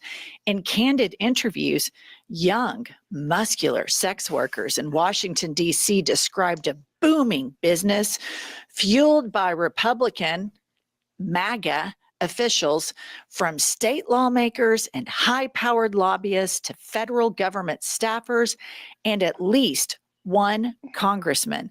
The revelations come as the GOP faces renewed scrutiny over its hypocrisy on homosexuality, publicly championing the traditional nuclear family while privately indulging in the very behavior many Republicans denounce. But that's All right, we're gonna let them go and talk about this, but I just want to Hmm. acknowledge that this is, to me, a nothing burger, because this is just another day that ends in Y, and I think it'd be foolish for us to think that there's any sort of serious scrutiny of the GOP over this, or that there's any real concerns over this. We need to stay focused on what's going on right now, and honestly, what we face in the future, such as it looks like they're positioning themselves to maybe overturn the Obergefell decision, which would destroy same-sex and other marriage equality rights in this country.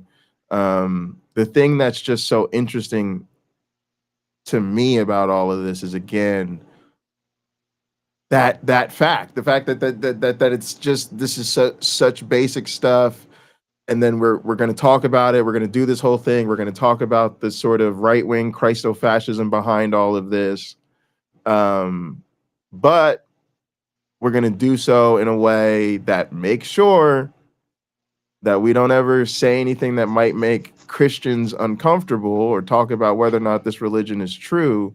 And so that's the problem to me. Our resistance, our opposition to these people just feels very hollow, because it feels like we're just not willing to go there. We're just not willing to go there.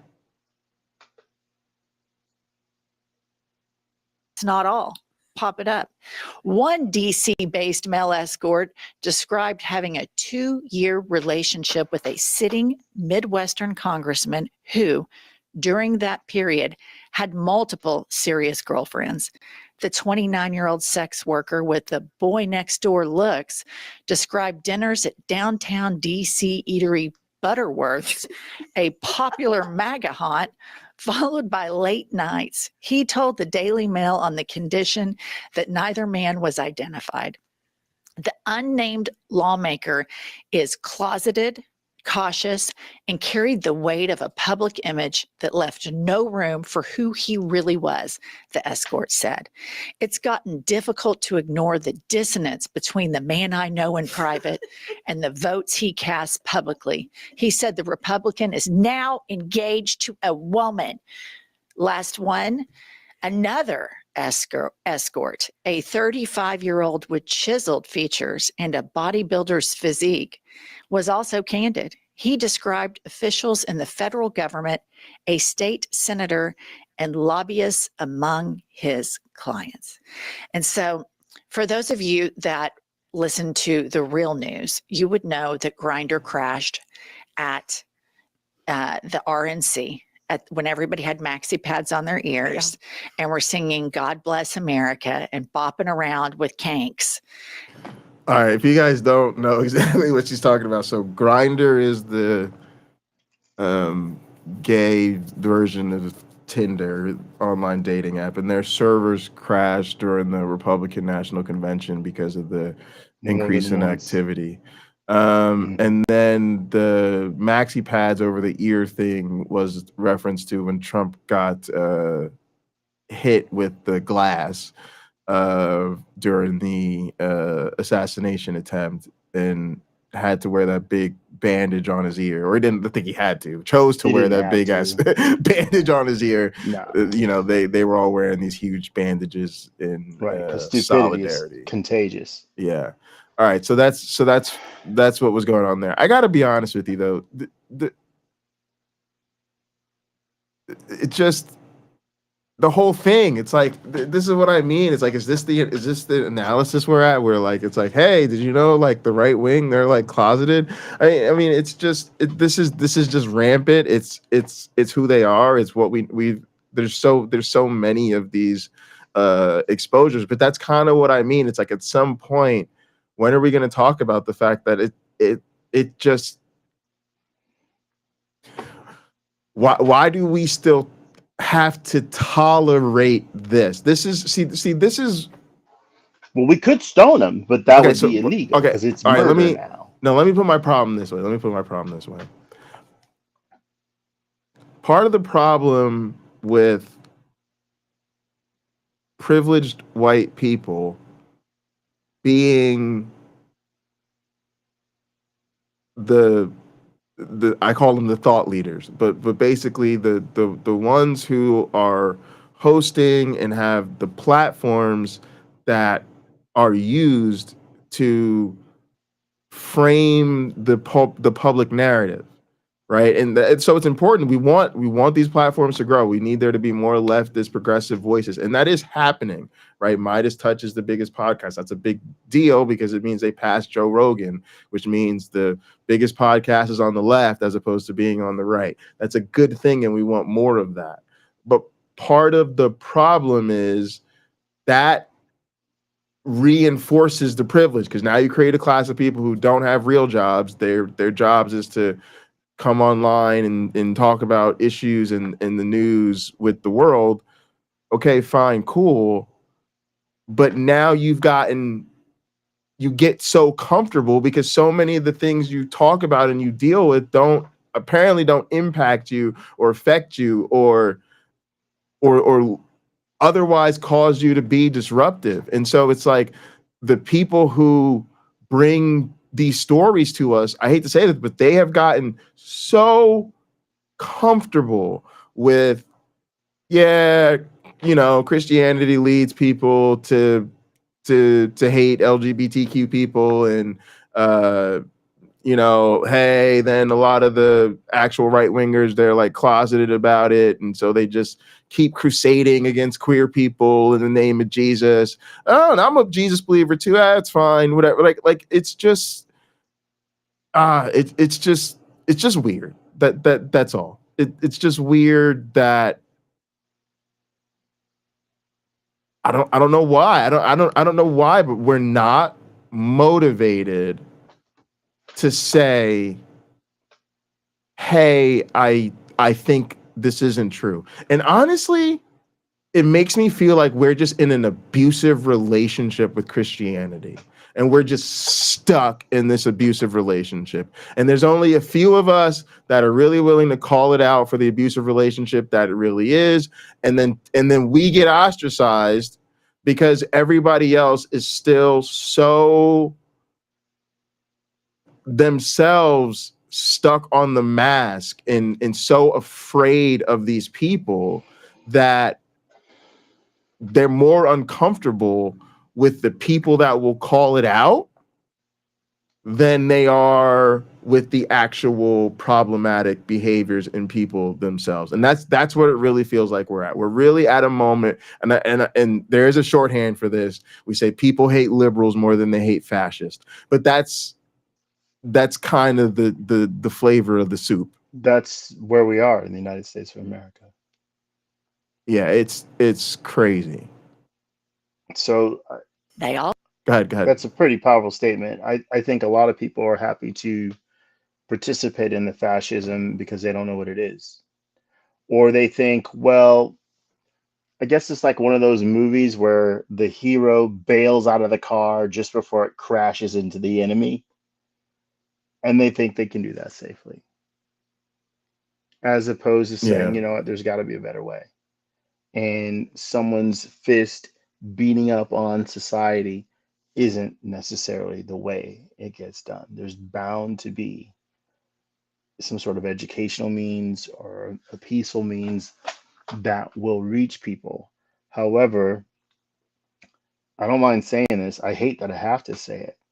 People have become so gullible that they'll believe just about any darn thing they're told and not be bothered to check it because it satisfies their need for oppression, or it satisfies their need to be afraid, I feel and like or it satisfies their need for go ahead. shame or shaming someone.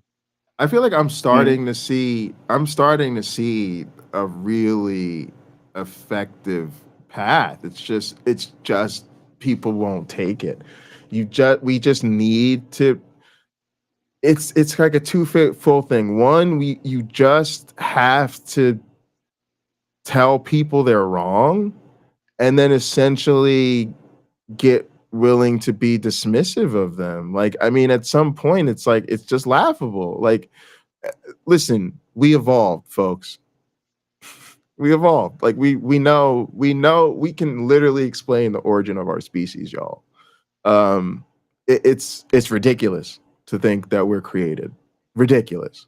And there's almost no major religion with a notion of God that anybody cares about that isn't the creator. Like, I'm sure you can give me all sorts of definitions of gods that aren't created, and I'm just gonna tell you up front, I don't give a shit. When I say God, I'm talking almost by definition as the creator. And if you look up the definition of God, you will get the definition I'm speaking of. So we literally know as a fact, it is literally the most well-supported theory in the history of science that we were not created. So it's done. We know how our solar system was formed. You know, now you could keep giving me these God of the Gap things, but I'm so not interested. We know enough to know it is utter foolishness. Oh my goodness. Happy birthday, Ember. Quick side note. Happy birthday, Ember. Happy birthday, beautiful. And many, many more, of course. Hopefully we can catch up soon. But hope you're doing good things and treating yourself and having a little special day. I think that's what birthdays are for. You know, it comes a bit weird to do crazy birthday stuff on everybody like every year.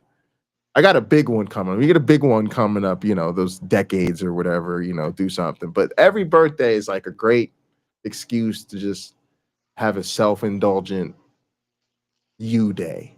You know what I mean? You know, hey, it's my birthday. Ain't nobody gonna celebrate it, but yeah.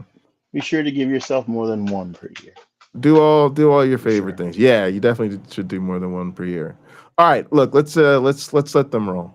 Left, yeah, we got to wrap and it they up all too. got I in got to get Grinder going. because they Yeah, all want to we go will. secretly do gay stuff and then be horrible, awful piece of shit hypocrites during the day and praise Jesus and vote all of this hate, anti-gay shit, while at night they're going to do gay stuff with male escorts. Well, and here's the deal. It didn't crash just once. It crashed two There times. you go. And here's the thing.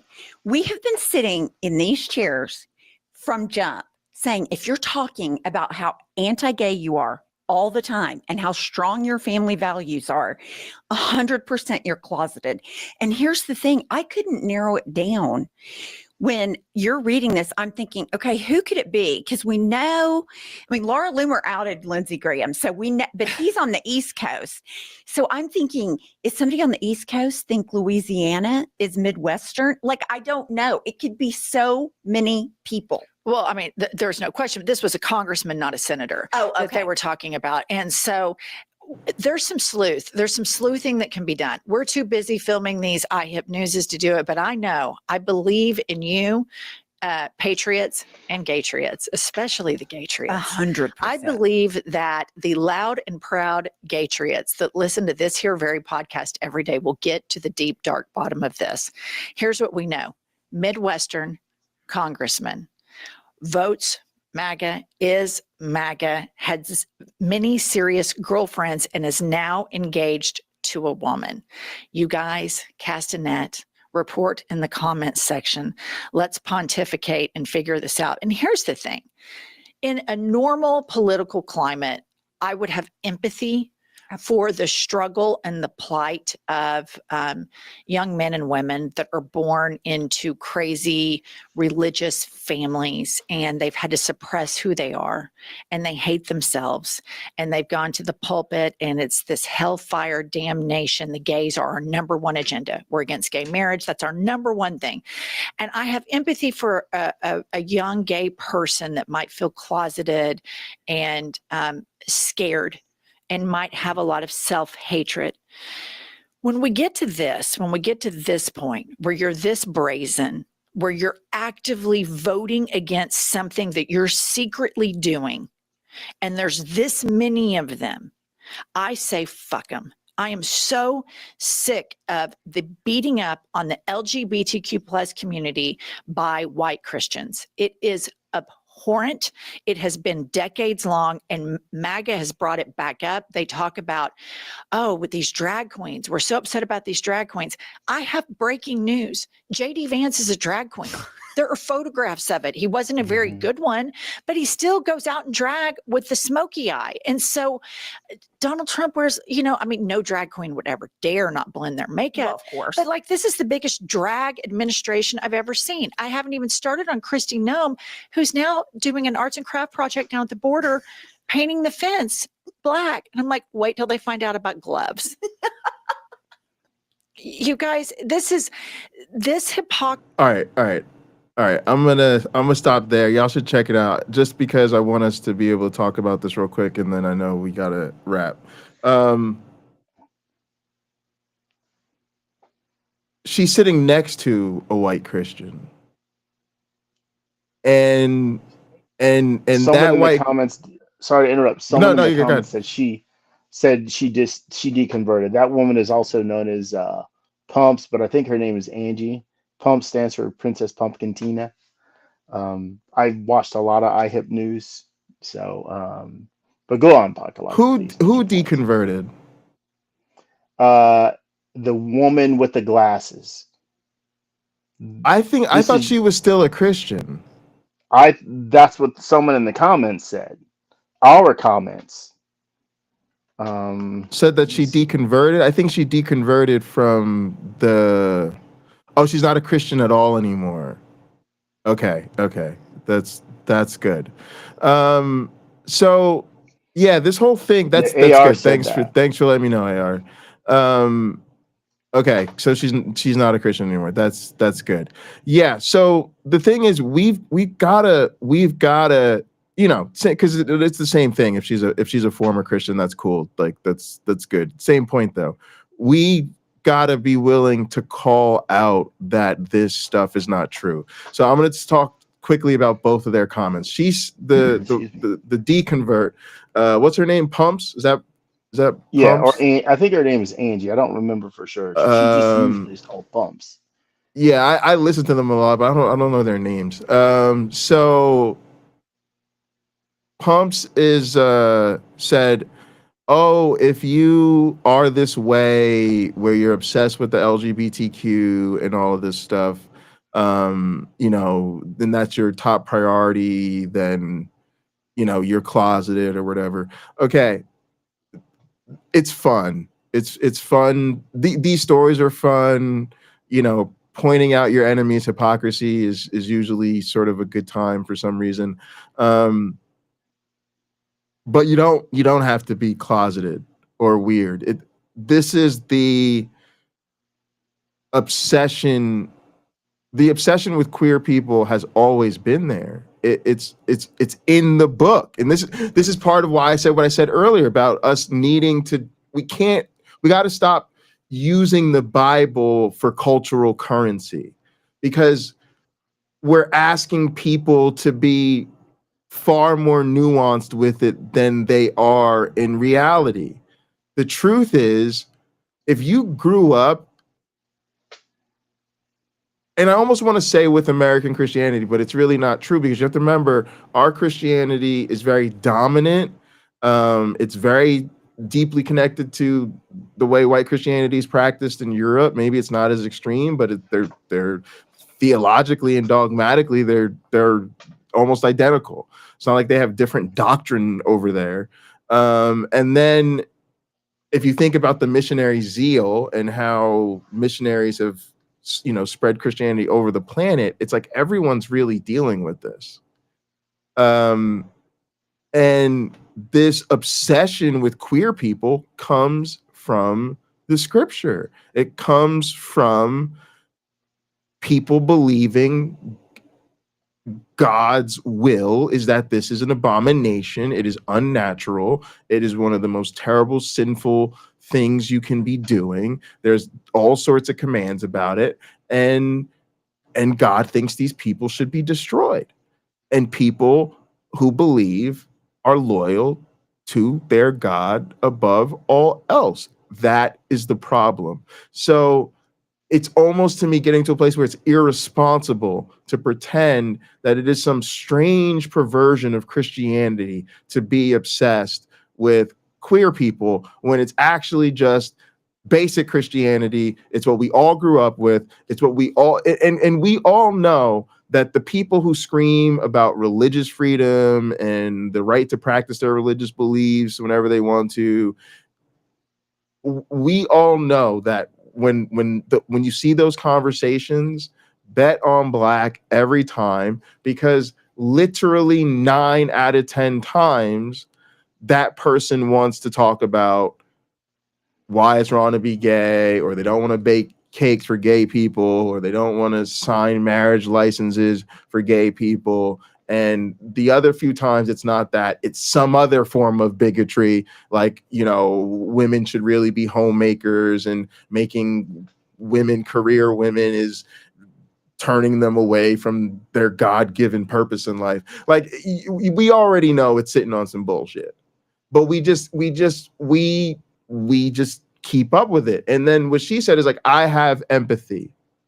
I have all this empathy for people who, you know, you're raised in this culture and you have this sort of self-hatred that causes you to be closeted and you can't really be yourself. But at the same time, now when you're in a position of power, she's ready to say, F off. The reality is, again, sweetheart, I'm gonna need you to put those two things together. Right now, those people are in power. And so we need to actively resist this religion because it is the source of their power. It is the means they use to rise to power, and it is the framework through which their power operates. And then on top of that, we can never truly intervene and make it so that those unfortunate young people that are the victims of this indoctrination don't themselves become the people in power doing the oppression, because you won't tell them that the motive behind the messages they're receiving isn't true. So we're perpetuating the victimhood here, because the way to stop the victimhood is to go into the communities where people keep saying, hey, God hates you if you're queer, and saying that God isn't even real. Mm-hmm. And so until you can show me that God even exists, I have zero tolerance for you telling these people there's anything wrong with them, no matter who they are, for whatever reason it happens to be. But you I think can't that's a good do starting that. place.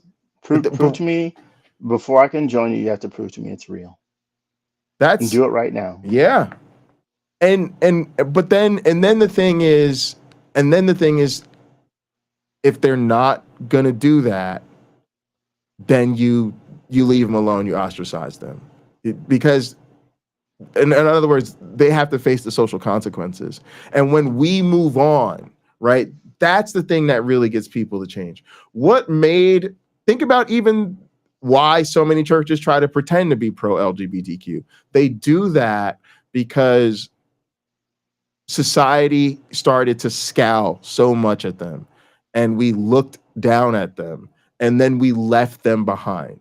We started to give those rights that should have always been there. We started to put those rights in place.